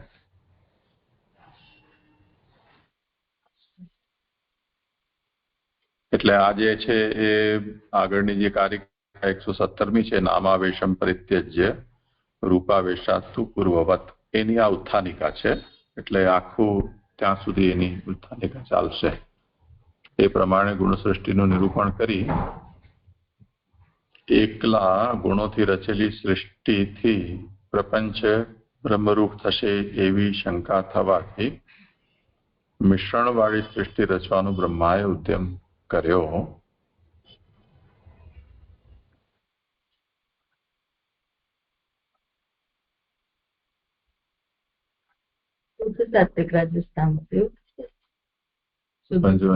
ઉદ્યમ કર્યો. પહેલા તે નામ સૃષ્ટિ રચવાની મનોવૃત્તિનો ત્યાગ કર્યો અને પછી પહેલાની પેઠે રૂપ સૃષ્ટિ રચવાની મનોવૃત્તિ કરી.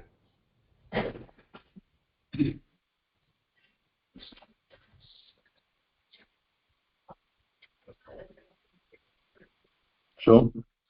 શુદ્ધ રાજસ, શુદ્ધ સાત્વિક, શુદ્ધ તામસ એવું એકલા ગુણોથી, એટલે શુદ્ધ શુદ્ધ એવું, કે પછી ગુણ વગર નિર્ગુણ લઈને નિર્ગુણ? હા, એવું વધારે લાગે છે ઉપયુક્ત. હા, ઓકે. જોઈ છતાં પણ કેવલૈ એવં ગુણ સૃષ્ટિ મુક્ત્વા કેવલૈ પ્રપંચ બ્રહ્મ ભાવમાશંક્ય સન્નિપાત સૃષ્ટિ વક્તુમ.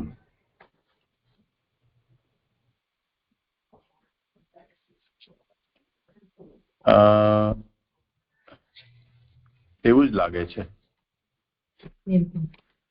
નહીં? એટલે અત્યારે આ 3 પ્રકારની કહી ને સૃષ્ટિ, તો સાત્વિક રાજસ અને તામસ જે સૃષ્ટિ કરી છે એને આપણે યદિ શુદ્ધ માનીએ તો બ્રહ્માના મનમાં એવો સંશય રહે છે કે જો શુદ્ધ સાત્વિક, શુદ્ધ રાજસ અને શુદ્ધ તામસ, કેમ કે આ થઈ છે આદિદૈવિકી, તો એને કારણે આ જે પ્રપંચનું જે પણ પ્રાકટ્ય થશે કે ઉત્પત્તિ થશે એ બ્રહ્મભાવ વાળું જ રહેશે. એટલે સન્નિપાત સૃષ્ટિમ વક્તુમ પ્રવૃત્ત. એટલે હવે આ ગુણોના સન્નિપાત રૂપ એટલે મિશ્ર ગુણ વાળી હવે સૃષ્ટિ માટે આ કહી રહ્યા છે. હા, સમજ પડી. હા, એટલે મિશ્રણ વાળી સૃષ્ટિ રચવાનો બ્રહ્માએ ઉદ્યમ કર્યો. પહેલા તેમણે નામ સૃષ્ટિ રચવાની મનોવૃત્તિનો ત્યાગ કર્યો અને પછી પહેલાની પેઠે રૂપ સૃષ્ટિ રચવાની મનોવૃત્તિ કરી. એ શ્લોક 47. એટલે વચ્ચે જે 37 થી 46 10 શ્લોકમાં એમણે નામ સૃષ્ટિની કરી હતી, વેદોની વાત, તો હવે એ છોડીને હવે એમણે રૂપ સૃષ્ટિ ફરીથી કરવા માટે મનોવૃત્તિ કરી. બ્રહ્માનું અંતઃકરણ મિશ્રણ રૂપ ન હતું, તેથી મિશ્રણવાળી સૃષ્ટિ રચવા તેમને ભગવાનની જરૂર પડી. એટલે ફરીથી એમને જે સૃષ્ટિ થાય છે તે ભગવાનનું ધ્યાન ધર્યું છે, એટલે હવે ફરીથી એમને ભગવાનની જરૂર પડી. તેથી એમણે 48મા શ્લોકમાં ભગવાનનું તેમણે ધ્યાન ધર્યું. ત્યારે ભગવાનની ઈચ્છાથી બ્રહ્માના શરીરના ધ્યાન અને ઈચ્છા એમ 2 વિભાગ થયા. એટલે ભગવદ ઈચ્છાથી જ આ થઈ રહ્યું છે. બ્રહ્માના શરીરના 2 ભાગ પડ્યા, ધ્યાન અને ઈચ્છા. એ 2 ભાગનું મિથુન એટલે જોડકું થયું. તેમાં પુરુષ મનુ અને સ્ત્રી શતરૂપા હતા. ત્યાર પછી મૈથુનની સૃષ્ટિ પોતાની મેળે વધવા લાગી. બ્રહ્માની કે બીજા કોઈની આજ્ઞાની જરૂર રહી નહીં, જે શ્લોક 50-51માં બતાવ્યું છે. એટલે આ રીતે પછી એમનું પ્રાગટ્ય જીવ સૃષ્ટિનું ચાલુ થયું. એટલે શોર્ટમાં એવી રીતે 4 પ્રકારની સૃષ્ટિ કહી. પહેલી સનક વગેરેની, બીજી મરીચી વગેરેની, ત્રીજી નામ સૃષ્ટિ અને ચોથી મનુ તથા શતરૂપા. આ 4 પ્રકારની મુક્ત જીવોની સૃષ્ટિ કહી નામ સૃષ્ટિ તેના અંગ તરીકે કહેલી છે. એ રીતે આનું ભાગવતાર્થ થયું. હવે કારિકા લઉં છું. આના નંબર 422 પર છે, અધ્યાય 12. પહેલી કારિકા એટલે આ એનો ટાઇટલિંગ જ છે કે બ્રહ્મા જે સનકાદિને ઉત્પન્ન કર્યા એનું વર્ણન છે. અને આ બુદ્ધિનો અધ્યાય છે, જે આપણે જોઈ આવ્યા છે ભૂત માત્ર ઇન્દ્રિય બુદ્ધિ. તો એ અંતર્ગત જીવ પ્રકરણ અંતર્ગત આ બુદ્ધિનો સર્ગ છે. એમાં પહેલી કારિકા છે સાધારણામ નામ બુદ્ધિર્યા દ્વાદશે સા નિરૂપ્યતે અષ્ટધા સા સર્ગરૂપા શ્રેષ્ઠાચોત્તરતઃ પરા. સાધારણ જીવોની જે બુદ્ધિ તે 12મા અધ્યાયમાં જણાવવામાં આવે છે. એટલે જે જીવ પ્રકરણ અંતર્ગત જે સાધારણ જીવો છે એની બુદ્ધિ એ આ 12મા અધ્યાયમાં આવશે. એમાં પહેલી ફૂટનોટ છે કે આ અધ્યાયની પણ સંગતિ અવસર છે. એટલે આ જે ચાલી રહ્યું છે ભૂતમાત્ર ઇન્દ્રિયધી એની વાત છે. પરીક્ષિતે 2:8-14 પ્રશ્ન પૂછેલ તેનો અહીં ઉત્તર આપે છે. વિદુરે વિભૂતિ સંબંધી પ્રશ્ન કરેલ તેનો આ ઉત્તર થશે. એટલે 2:8-14 ત્યાં એમણે પૂછ્યું હતું કે ગુણો અને ગુણવાળાના પરિણામને ઈચ્છનારાઓમાં કોનામાં કર્મનું મેલન થાય છે, કેવી રીતે કોનાથી તેનો સ્વીકાર થાય છે. એટલે આ ગુણોના કોમ્બિનેશન્સથી કેવી રીતે થાય છે એવો એમનો પ્રશ્ન હતો. અને વિદુરે વિભૂતિ સંબંધી પ્રશ્ન તો જે 7મો અધ્યાય હતો જ્યાં બધા પ્રશ્ન આવેલા તો 3:7-22 અને 23મા શ્લોકમાં.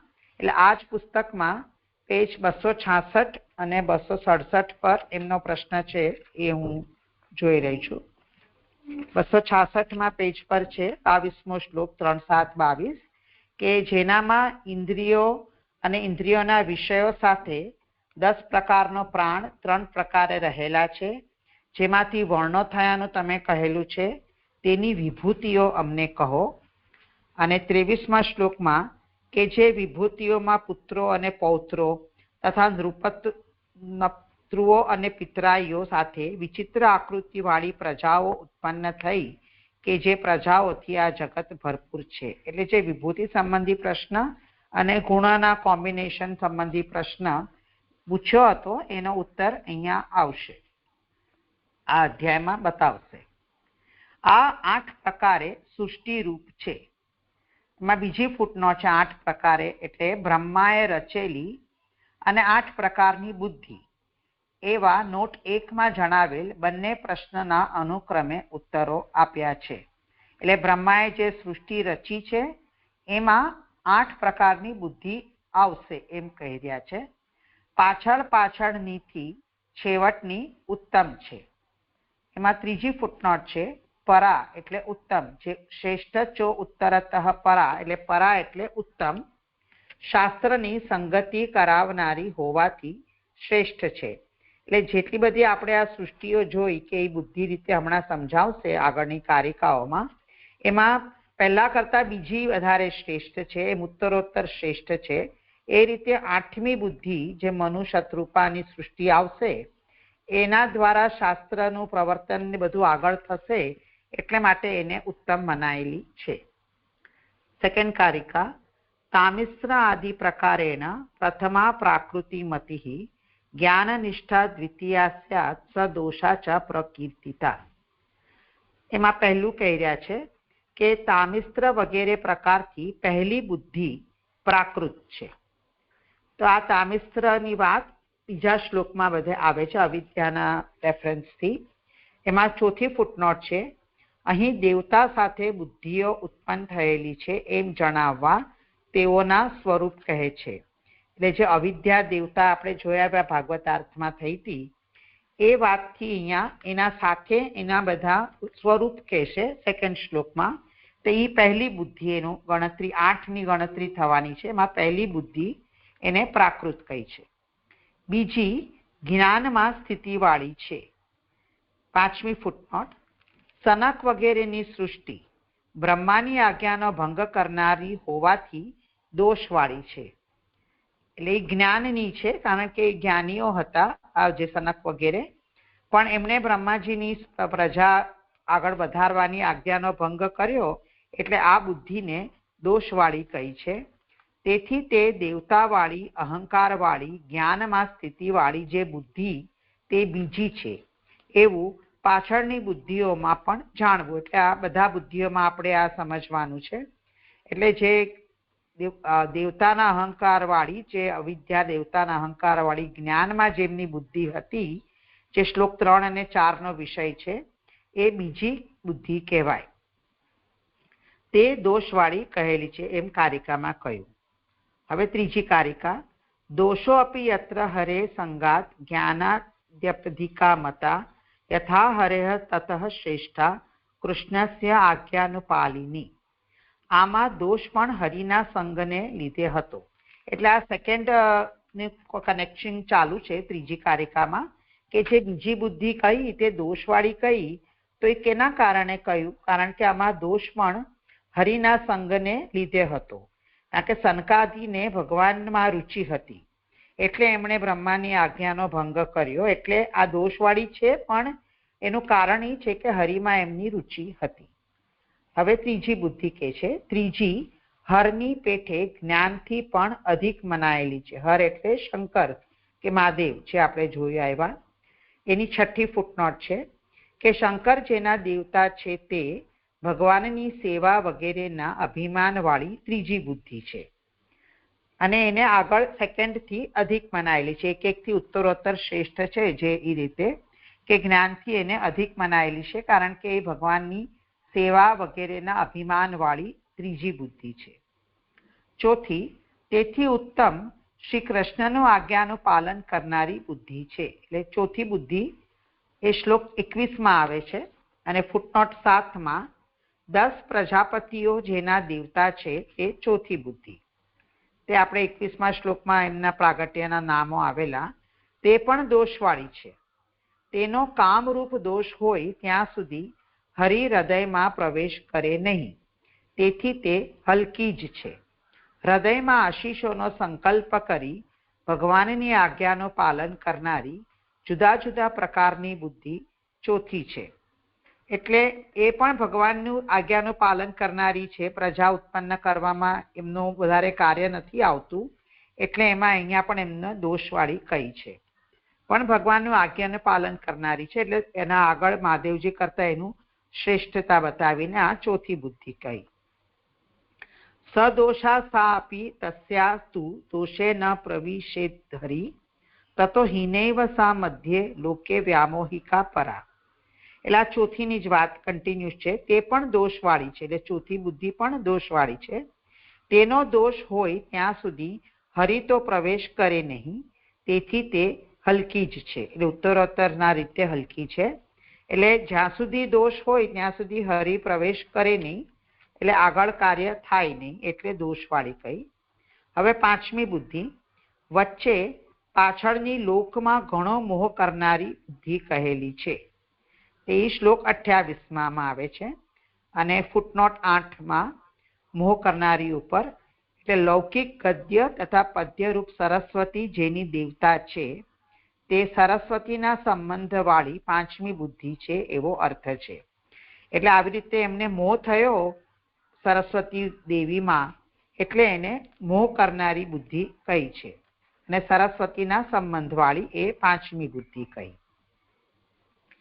5મી કારિકા, તતો વેદે વિનિષ્ણાતા તદર્થે કર્મણિ સ્થિતા તતઃ શ્રેષ્ઠા વેદ એવ યોગોપાસનયા યુતા. 6ઠ્ઠી પછી વેદમાં પ્રવીણતાવાળી બુદ્ધિ થઈ. એટલે આ શ્લોક 34માં જે વેદો પ્રાગટ થયા એની વાત છે. અને 9મી ફૂટનોટમાં વેદ જેના દેવતા છે તે વેદના અભ્યાસમાં તત્પર રહેનારી 6ઠ્ઠી બુદ્ધિ છે. તેનાથી ઉત્તમ તેના એટલે વેદના અર્થરૂપ કર્મમાં રહેલી યોગ અને ઉપાસનના સંબંધવાળી વેદરૂપ જ બુદ્ધિ થઈ. એમાં 10મી ફૂટનોટ છે કે વેદનો અર્થ જેનો દેવતા છે તે વેદના અર્થમાં રહેલી સાતમી બુદ્ધિ છે. તે વેદના અર્થના સંબંધવાળી અને યોગ તથા ઉપાસનાવાળી છે. એ શ્લોક 35માં આવે છે, જે એના વિભાગો થયા ને એ બધા એ રચની પ્રાગટ્ય થયું એ એની બુદ્ધિ કઈ સાતમી બુદ્ધિ બતાવી છે. છઠ્ઠી કારિકા સર્વતો અપि ઉત્તમા યાતુ ક્રીડેચ્છા પૂરિકા હરેઃ એવમ અષ્ટવિધા બુદ્ધિ સર્વેષામ સર્વયોગિની. આઠમી સર્વથી જે ઉત્તમ તે તો હરિની ક્રીડાની ઈચ્છાને પૂર્ણ કરનારી બુદ્ધિ છે. એટલે આ શ્લોક 50-51માં જે મનુ શતરૂપાની થઈ એ વાત, એમાં 11મી ફૂટનોટ છે કે હરિની ક્રીડાની ઈચ્છાને પૂર્ણ કરનારી મનુ દેવતાવાળી આઠમી સર્વથી ઉત્તમ બુદ્ધિ છે. કારણ કે અત્યારે અહીંયા હરિની ઈચ્છા જે છે સૃષ્ટિનું કાર્ય કરવાની એ એમના દ્વારા પૂરું થશે એટલે એને સર્વથી ઉત્તમ કહી છે. એ પ્રમાણે સર્વની સૃષ્ટિમાં ઉપયોગી 8 પ્રકારની બુદ્ધિ કહેલી છે. એટલે આ બુદ્ધિનો સર્ગ છે અને સૃષ્ટિમાં ઉપયોગી થાય એવી અહીંયા 8 પ્રકારની બુદ્ધિનું કારિકામાં વર્ણન આવ્યું. મારે પહેલો શ્લોક કરવાનો છે, જે લઉં કે કોઈને પૂછવું છે કઈ? નથી પૂછવું. હવે પહેલા શ્લોકની ઉત્થાનિકા. એ પ્રમાણે કાલે કરેલું જગત કહીને બ્રહ્માએ રચેલા જગતનું 8 પ્રકારે નિરૂપણ કરતા તે પહેલા કહેલા એટલે કાલે કરેલાના અંગરૂપ નથી એમ જણાવવા નીચેના શ્લોકમાં તેનો એટલે પહેલા કાલે કરેલાનો ઉપસંહાર કરે છે. એટલે આગળના પ્રકરણ જે કાલ પ્રકરણ હતું એમાં જે કાલ દ્વારા જે બધું આવેલું તો એ અને આ જુદું જુદું છે, અંગરૂપ નથી એમ જણાવવા અહીંયા પહેલા શ્લોકમાં કાલે જે કર્યું છે એનો ઉપસંહાર કરે છે. મૈત્રેય ઉવાચ ઇતિ તે વર્ણિતઃ ક્ષક્તઃ કાલાખ્ય પરમાત્મનઃ મહિમા વેદ ગર્ભો અથ યથા સાક્ષી નિવોધ મે. હે સંયમી, એ પ્રમાણે મેં પરમાત્માના કાલ નામના મહિમાનું તારા માટે વર્ણન કર્યું. હવે વેદ ગર્ભે જે પ્રકારે સૃષ્ટિ કરી તે મારી પાસેથી સાંભળ. એટલે મૈત્રેય વિદુરને કહી રહ્યા છે કે મેં ભગવાનનો જે કાલ સ્વરૂપ હતું એનું જે મહિમા આપણે સામાન્ય અને વિશેષ એ રીતે મેં તને વર્ણન કર્યું. હવે વેદ ગર્ભે એટલે બ્રહ્માજીએ જે પ્રકારે સૃષ્ટિ કરી એ હવે મારી પાસેથી સાંભળ. એટલે આમે અથ આવે છે એટલે થોડોક નવો જ વિષય આવે એમ કરીને કાલે કરેલાનો ઉપસંહાર થયો. જેમ બ્રહ્મા ભગવાનનો ગુણાવતાર છે તેમ કાલ પણ ભગવાનનો અમુક ગુણ મહિમા છે. એટલે બ્રહ્મા ભગવાનનો ગુણાવતાર છે, આપણે જોઈએ છે આદિ જે 3 ગુણાવતાર છે, એમ કાલ પણ ભગવાનનો અમુક ગુણ કે મહિમા છે. એમાં પહેલી ફૂટનોટ છે, ગયો અને આ અધ્યાય ભગવાનની લીલારૂપ અને વિભૂતિ રૂપ છે એમ સૂચવે છે એવા અભિપ્રાયથી આ કહેલું છે. એટલે ગયો એટલે કાલનો અધ્યાય એ ભગવાનની લીલારૂપ કહ્યું અને આ અધ્યાય બ્રહ્માજી દ્વારા સૃષ્ટિ બનવાની છે એટલે બ્રહ્માજી વિભૂતિ રૂપ છે એવા અભિપ્રાયથી અહીંયા આ વચન આવ્યું કે બ્રહ્મા ભગવાનનો ગુણાવતાર છે એમ કાલ પણ ભગવાનનો અમુક ગુણ કે મહિમા છે. તે વિષયમાં લોકમાં પ્રસિદ્ધિ ગૌણ છે, વસ્તુનું સ્વરૂપ જ મુખ્ય છે એમ જણાવવા કાલ નામના એમ કહેલું છે. ત્યાં એમ જણાવવામાં બીજી ફૂટનોટ છે કે કાલ લોકમાં દ્રવ્ય તરીકે પ્રસિદ્ધ છે તેને ગુણ કેમ કહો છો એવી શંકા થાય તેથી આ કહેલું છે. એટલે આ પહેલી લાઈનમાં કહ્યું ને કે કાલ અમુક ગુણ છે, તો અહીંયા એવી શંકા ઉઠાવી કે એને ગુણ ન કહેવું જોઈએ, કાલ તો લોકમાં એક દ્રવ્ય તરીકે જ પ્રસિદ્ધ છે. એટલે અહીંયા કાલ નામના મહિમાનું તારી માટે વર્ણન કર્યું એમ કહેલું છે. પરમાત્માના કાલ એટલે પરમાત્માના શબ્દથી એમ જણાવેલું છે કે તે અક્ષર વગેરેનો ગુણ નથી પણ પુરુષોત્તમનો ગુણ છે. એટલે તે એટલે કાલ, કાલ અક્ષરનો કોઈ ગુણ નથી પણ પરમાત્માનો જ ગુણ છે. એટલે એવું શંકાનું સમાધાન થયું કે ભલે લોકમાં એને દ્રવ્ય તરીકે પ્રસિદ્ધ કરતા હો પણ કાલ પરમાત્માનો જ એક ગુણ છે. હવે એટલે અથથી એટલે કાલે રચેલી 10 પ્રકારની સૃષ્ટિનું જુદા પ્રકારે વેદ ગર્ભે શબ્દથી બ્રહ્માએ રચેલી સૃષ્ટિ જુદા પ્રકારની હોવાનું કારણ જણાવેલું છે. એટલે કાલના 10મા અધ્યાયમાં આપણે જોયા 10 સૃષ્ટિ થઈ હતી, એનાથી હવે જુદી વેદ ગર્ભે એટલે બ્રહ્માએ રચેલી સૃષ્ટિ હવે જુદી છે એમ કહેવાનું તાત્પર્ય છે. આગળ 7મી કારિકા આવે છે કે વેદાનુસારિણી સૃષ્ટિ બ્રહ્મણેવ વિનિર્મિતા કાલાનુસારિણી કાલાત પુષ્ટ્યા સા ભગવત કૃતા. વેદને અનુસરનારી સૃષ્ટિ બ્રહ્માએ જ કરેલી છે. કાલમાંથી કાલને અનુસરનારી સૃષ્ટિ ઉત્પન્ન થઈ છે, તે પુષ્ટિથી ભગવાને લીલારૂપ કરેલી છે. ત્યાં 3જી ફૂટનોટ છે, તે બંને પ્રકારની સૃષ્ટિઓ કૃપાથી ભગવાને કરેલી છે, તેથી પરંપરાની લીલારૂપ છે. એટલે જે આગળ સુબોધિનીમાં આવ્યું ને સેન્ટેન્સ કે કાલે 10 પ્રકારની સૃષ્ટિ રચીને હવે બ્રહ્મા જે સૃષ્ટિ રચી એ અલગ અલગ છે, એના માટે આ કારિકા આવી છે 7મી કે વેદને અનુસરનારી સૃષ્ટિ બ્રહ્માએ રચેલી છે. એટલે જે શાસ્ત્રને અનુસરનાર અને વેદને પ્રાગટ્ય બધું જે આપણે જોયું એ બ્રહ્મા દ્વારા થઈ છે. અને કાલમાંથી કાલને અનુસરનારી સૃષ્ટિ એટલે મને લાગે છે જે જીવન મરણ ચક્કર કાલને અનુસાર ચાલ્યા કરે એ સૃષ્ટિ થઈ છે. અને જે ફૂટનોટમાં કહ્યું કે આ બંને પ્રકારની સૃષ્ટિઓ ભગવાનના અનુગ્રહથી જ થઈ છે, તેથી પરંપરાની લીલારૂપ છે. એટલે આજે બ્રહ્માજી દ્વારા એટલે પરંપરા એવું હું સમજી કે કાલ દ્વારા, નોટ ડાયરેક્ટલી પણ ઇનડાયરેક્ટલી એવું મને સમજાયું. તેથી પરંપરાથી આ બધી એમની લીલારૂપ જ છે. ઉપર ફરીથી સુબોધિનીમાં તેમાં પણ સૃષ્ટિનો પ્રકાર કઠણ હોવાથી જુદો પ્રકાર હોવાથી બંનેનો ભેદ જાણવામાં આવે તે માટે સાવધાન રહી શ્રવણ કરવું જોઈએ એમ સાંભળ શબ્દથી કહેલું છે. એટલે મૈત્રેયજી વિદુરને કહી રહ્યા છે કે તું સાંભળ મારી પાસેથી. તો એનું કહેવાનું તાત્પર્ય એમ છે કે આ સૃષ્ટિનો પ્રકાર તો બહુ અઘરો છે સમજવા માટે, અને કાલ દ્વારા જે થઈ હતી અને બ્રહ્માજી દ્વારા થઈ હતી એ બે સૃષ્ટિ અલગ અલગ છે. એટલે તું સામચીને સાવધાન રહીને એને સાંભળ. એવી રીતે અહીંયા આ અધ્યાયનો ઉપક્રમ કર્યો અને હવે આગળ જે થવાની છે સૃષ્ટિઓ એનું આગળની વાત ચાલશે. આટલું મને જે સમજ પડી અહીંયા મારું સંપન્ન થયું. એમને પ્રણામ છે.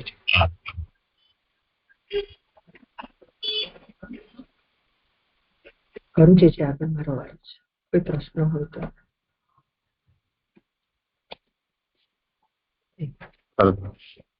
હવે આગળ તે પૈકી આરંભમાં 5 વિભાગવાળી અવિદ્યા જેની અધિષ્ઠાત્રી દેવતા છે તે સૃષ્ટિ નીચેના શ્લોકથી કહે છે. સસર્જાગ્રે અંધતા મિશ્રમ અથ તા મિશ્રમ આદિકૃત મહામોહમ ચ મોહમ તમઃ ચ અજ્ઞાન વૃત્તયઃ. છૂટી ગયું છે. મહામોહન ચ મોહન ચ મોહન ચ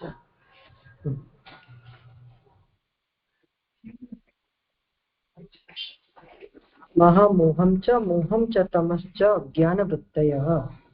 આદિ રચનારે પહેલા અંધતા મિશ્ર, પછી તામિશ્ર અને મહામોહ અને મોહ અને તમઃ એ અજ્ઞાનના કાર્યના નિમિત્ત રચ્યા.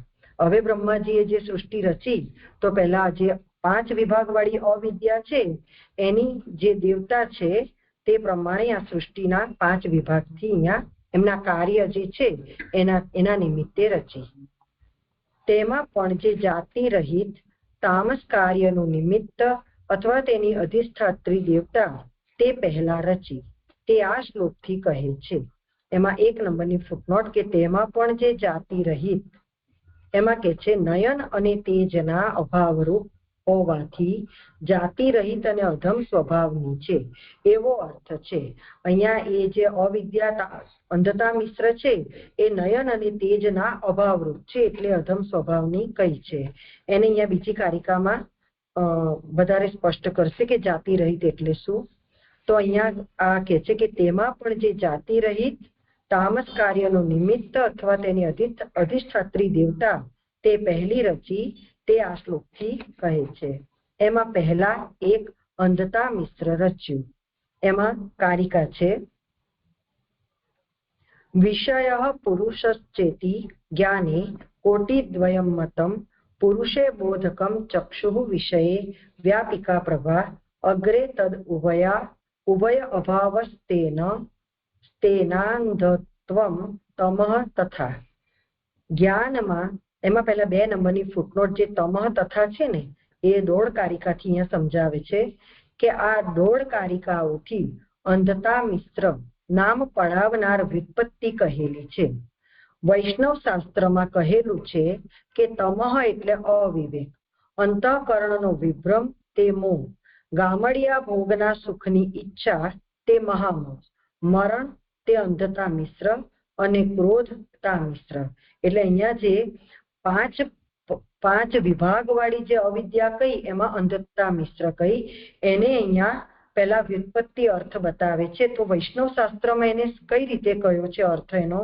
તો તમઃ એટલે અવિવેક, મોહ એટલે અંતઃકરણનો વિભ્રમ, ગામડિયા ભોગના સુખની ઈચ્છા એ મહામોહ, મરણ એ અંધતા મિશ્ર અને ક્રોધતા મિશ્ર. એટલે આ 5 ને એના કાર્યથી આ વૈષ્ણવ શાસ્ત્રમાં સમજાવે છે. પછી પાતંજલ શાસ્ત્રમાં અવિદ્યા, અસ્મિતા, રાગ, દ્વેષ અને આસક્તિ એ 5 દુઃખ કહેલા છે. અને વિષ્ણુ સ્વામીએ એને અજ્ઞાન, વિપર્યાસ, ભેદ, ભય અને શોક એ 5 કહેલા છે. તો અહીંયા આ રીતે અંધતા મિશ્રની વ્યુત્પત્તિ પ્રમાણે 3 મત મુજબ આ રીતે એને સમજાવી. એ 1.5 કારિકાથી આપણને કહ્યું. હવે એ કારિકાનો અર્થ કે છે, જ્ઞાનમાં વિષય અને પુરુષ એ 2 પક્ષો મનાયેલા છે. એમાં જ્ઞાનમાં એમાં 3 નંબરની ફૂટનોટ કે જ્ઞાનમાં એટલે લૌકિક પદાર્થના જ્ઞાનમાં. લૌકિક પદાર્થોનું જ્યારે જ્ઞાન આવે છે થાય છે ત્યારે વિષય અને પુરુષ એ 2 પક્ષો મનાયેલા છે.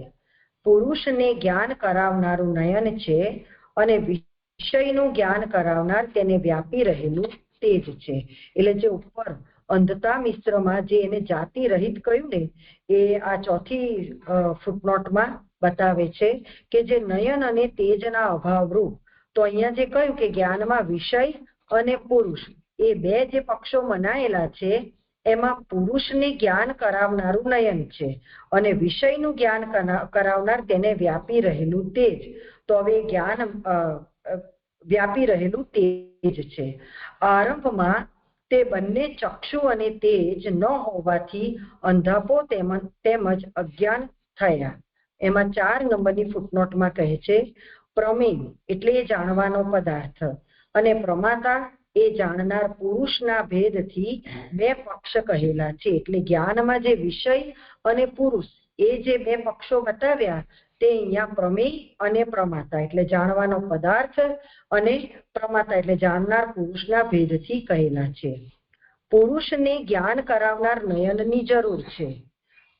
પુરુષને જ્યારે કોઈ પદાર્થનું જ્ઞાન થાય તો એ ચક્ષુથી કરે છે, નયનથી, તો એને ત્યાં એને જરૂર છે. વિષયનું જ્ઞાન કરાવવા તેને વ્યાપી રહેલ તેજની જરૂર છે. એટલે જે પદાર્થ છે એ વિષયનું જ્ઞાન કરાવવા એ તેજ જે પદાર્થને સ્ફુટ કરનારું જે છે તે તેજની એને જરૂર રહે છે. તે 2 અંધતા મિશ્ર રચ્યા પછી ન રહેવાથી નયન વિના પુરુષ અંધ થાય છે. એટલે અહીંયા અંધાપો જે કયો છે એ કેમ? તો એટલા માટે કે આ જે તેજ અને નયન એ બંને અંધતા મિશ્ર રચ્યા પછી એ ન રહેવાથી નયન વિના પુરુષ અંધ થાય છે અને તેજ વિના વિષય એટલે તમઃ એટલે અંધારામાં રહે છે. અભાવના પ્રકારથી અંધ અને તમઃ શબ્દના કારણરૂપ તે 2 છે. એટલે અંધતા મિશ્રને જે જાતિ રહિત કહી તો નયન અને તેજના અભાવરૂપ. તો એ આ અર્થમાં અહીંયા સમજાવે છે કે એક તો જાણવાનો પદાર્થ અને જાણનાર પુરુષ. એમાં પુરુષને જ્ઞાન કરાવનાર નયનની જરૂર હોય છે તો એ અંધતા મિશ્ર પછી એ પુરુષ નયન વિનાનો થાય છે એટલે એ અંધ થાય છે. અને જ્યારે જાણનાર પુરુષ છે એ નયન વિના થયો અને પાછું વિષયનું જે જ્ઞાન થવાનું છે તે તેજ વિના છે એટલે એ અંધારામાં રહેલો પદાર્થ એને તમ એટલે કે વિષય એને સ્ફુટ નથી થતો. એટલા માટે અંધતા મિશ્રમાં આ 2 પક્ષને કારણે એને અધમ અને જાતિ રહિત કહી છે. ત્યાર પછી હવે એક કઈ અંધતા મિશ્ર, હવે બીજી તા મિશ્ર. તા મિશ્ર એ રચ્યું ત્યાર પછી તેમાં વિષયોમાં મોહ હોય છે, પરંતુ પોતાની અંદર મોહ હોતો નથી.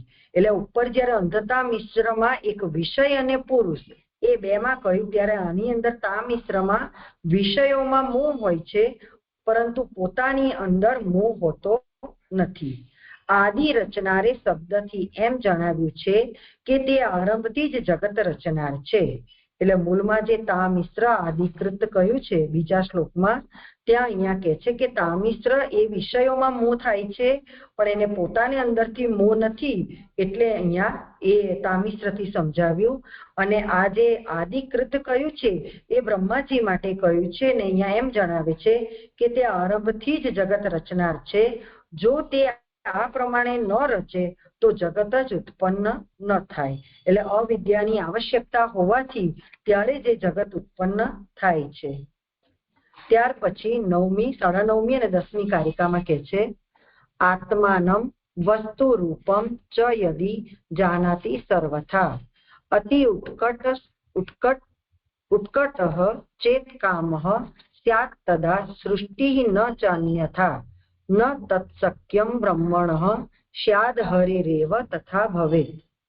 જો પોતાને અને વસ્તુના સ્વરૂપને સંપૂર્ણ રીતે જાણે અને ઘણી પ્રબલ કામના હોય તો આ સૃષ્ટિ રચાય, અને તેમ ન હોય તો ન રચાય.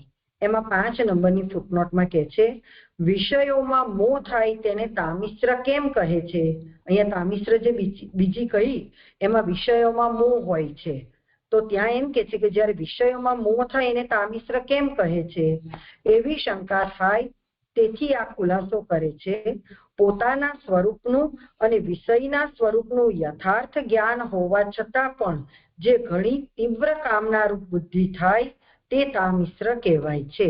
તો અહીંયા જે બ્રહ્માજી માટે કહી રહ્યા એવું લાગે છે કે જે પોતાને અને વસ્તુના સ્વરૂપને સંપૂર્ણ રીતે જાણે અને ઘણી પ્રબલ કામના હોય તો જ આ સૃષ્ટિ રચાય, અને તેમ ન હોય તો તે ન રચાય. તે બ્રહ્માથી થઈ શકે તેમ નથી, હરિથી જ તેમ થાય, એટલે કે એમનાથી થઈ શકે. એટલે બ્રહ્માને અત્યારે પોતાને અને વસ્તુના સ્વરૂપનું જ્ઞાન થયું છે, પણ એની એવી પ્રબલ કામના નથી. કામના તો ભગવાનની છે કે એકોહમ બહુશ્યામ, તો એ કામનાને કારણે આ સૃષ્ટિ થઈ રહી છે, નહીં તો આ સૃષ્ટિ ન રચાય. તો એના માટે 6 નંબરની ફૂટનોટ કહે છે કે ભગવાનની પેઠે બ્રહ્મા રચે તો તેમનાથી કેમ ન થાય એવી શંકા થાય. તેથી આ કહ્યું છે કે બ્રહ્માથી એ થઈ શકે તેમ નથી, એ હરિથી જ તેમ થાય, કારણ કે ઘણી પ્રબલ કામનાની આવશ્યકતા છે તો જ આ સૃષ્ટિ રચાય. ત્યાર પછી ત્રીજી બતાવે છે અવિદ્યાની ત્રીજો વિભાગ, મહામોહ રચ્યો. વસ્તુના સ્વરૂપને જાણવા છતાં પણ જેવી હું દેહ છું બુદ્ધિ, તેવી તે વિષય અને પોતે એક હોવાની બુદ્ધિ એ મહામોહ છે. એટલે અહીંયા મહામોહનું સ્વરૂપ બતાવે છે કે વસ્તુના સ્વરૂપને જાણે છે, પણ એને એવી બુદ્ધિ થઈ છે અહમ રૂપી કે હું દેહ છું, એવી તે વિષય અને પોતે એક હોવાની બુદ્ધિ, એને અહીંયા મહામોહ કહી છે. ચોથી છે મોહ. તો આ મારું છે એવી બુદ્ધિ છે. તો પહેલામાં અહમ બતાવ્યો અને બીજામાં મમ. તો આ મારું છે એવો જે મોહ વાળી બુદ્ધિ છે એ ચોથી બુદ્ધિ, અને એટલે કે અવિદ્યાનો પ્રકાર. અને 5મું તમહ, તો અજ્ઞાન છે. હું કોણ છું તે તમહ બુદ્ધિ વાળો જાણતો નથી. આ 5 અજ્ઞાનના જ કાર્યના નિમિત્તો છે. એટલે અહીંયા જે અંધતા મિશ્ર, તામિશ્ર, મહામોહ, મોહ અને તમહ, આ જે છે 5 જે છે તે અજ્ઞાન છે, અને એ આવી તમહ બુદ્ધિ વાળો જાણતો નથી. તો આ 5 અજ્ઞાનના જ કાર્યના નિમિત્તો બતાવ્યા. એમાં 7 નંબરની ફૂટનોટ કે આ 5, તો આ જે 5 છે એમાં આ એટલે આવરણ, ઢાંકવાનું, અને વિક્ષેપ એટલે અવ્યવસ્થા કરાવનારી. તો આ 5 જે અજ્ઞાનના કાર્ય છે એ 2 કાર્ય કરે છે. એક તો આવરણ એટલે ઢાંકવાનું, જે યથાર્થ પદાર્થ છે એને ઢાંકવાનું, અને વિક્ષેપ એટલે અવ્યવસ્થા કરાવનારી, એટલે કે મોહ ઉત્પન્ન કરાવનારી. આ અહીંયા 5 અવિદ્યાના જે ભાગ છે એને અહીંયા સમજાવી. હવે આગળ કે છે 11મી કારિકામાં અજ્ઞાનમ ભગવત શક્તિ માયા કાર્યમ ઇહોચ્યતે ચતુર્મુખે પ્રવિષ્ટા સા પંચધા નિર્ગતા બહિઃ. ભગવાનની શક્તિ અજ્ઞાનને અહીં માયાનું કાર્ય કહેલ છે. એમાં 8 નંબરની ફૂટનોટ. જેમ અમિત્ર એટલે મિત્રથી વિરુદ્ધ વર્તન કરનાર એટલે કે શત્રુ, તેમ અજ્ઞાન એટલે માત્ર જ્ઞાન ન હોવું તે નહીં, પરંતુ આવરણ અને વિક્ષેપ કરાવનારી શક્તિ છે. તેનું બીજું નામ અવિદ્યા છે. એમ જણાવવા આ કારિકાથી તેનો અર્થ કહેલો છે. એટલે આપણે એમ કહીએ કે જે અમિત્ર હોય તો એ જ અહીંયા મિત્ર શત્રુ, એ તો ત્યાં કહી શકાય જે મિત્રથી વિરુદ્ધ વર્તન કરનાર શત્રુ. તેમ અહીંયા અજ્ઞાનથી એવું ના કહી શકાય કે જે જ્ઞાન નથી એ જ અજ્ઞાન, પણ એ અજ્ઞાનનું બીજું પણ કાર્ય બતાવે છે કે બીજી શક્તિ કે જે આવરણ પણ કરે છે અને વિક્ષેપ પણ કરાવે છે, ત્યારે એને અવિદ્યા કહેવામાં આવે છે. એ અહીંયા અજ્ઞાન કહ્યું છે અને એ જ માયાનું કાર્ય છે જે ભગવાનની શક્તિરૂપ છે.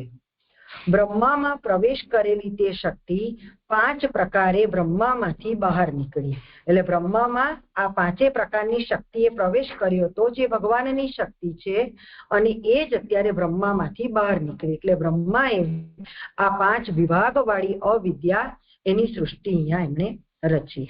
અહીંયા જે બીજો શ્લોક સંપન્ન થયો. આમાં કઈ જે ખોટું હોય કઈ કેટલા શ્લોક? 8 સુધી છે. 8 સુધી છે. તો હું પેલા પારાયણ કરું. હમણાં કર્યું છે એટલે મેં ના કર્યું. કરું એકવાર આપો તો. સમય થઈ ગયો છે. કરું ત્રીજો ચોથો શ્લોક પણ મૂકું. હા, પછી કરશો.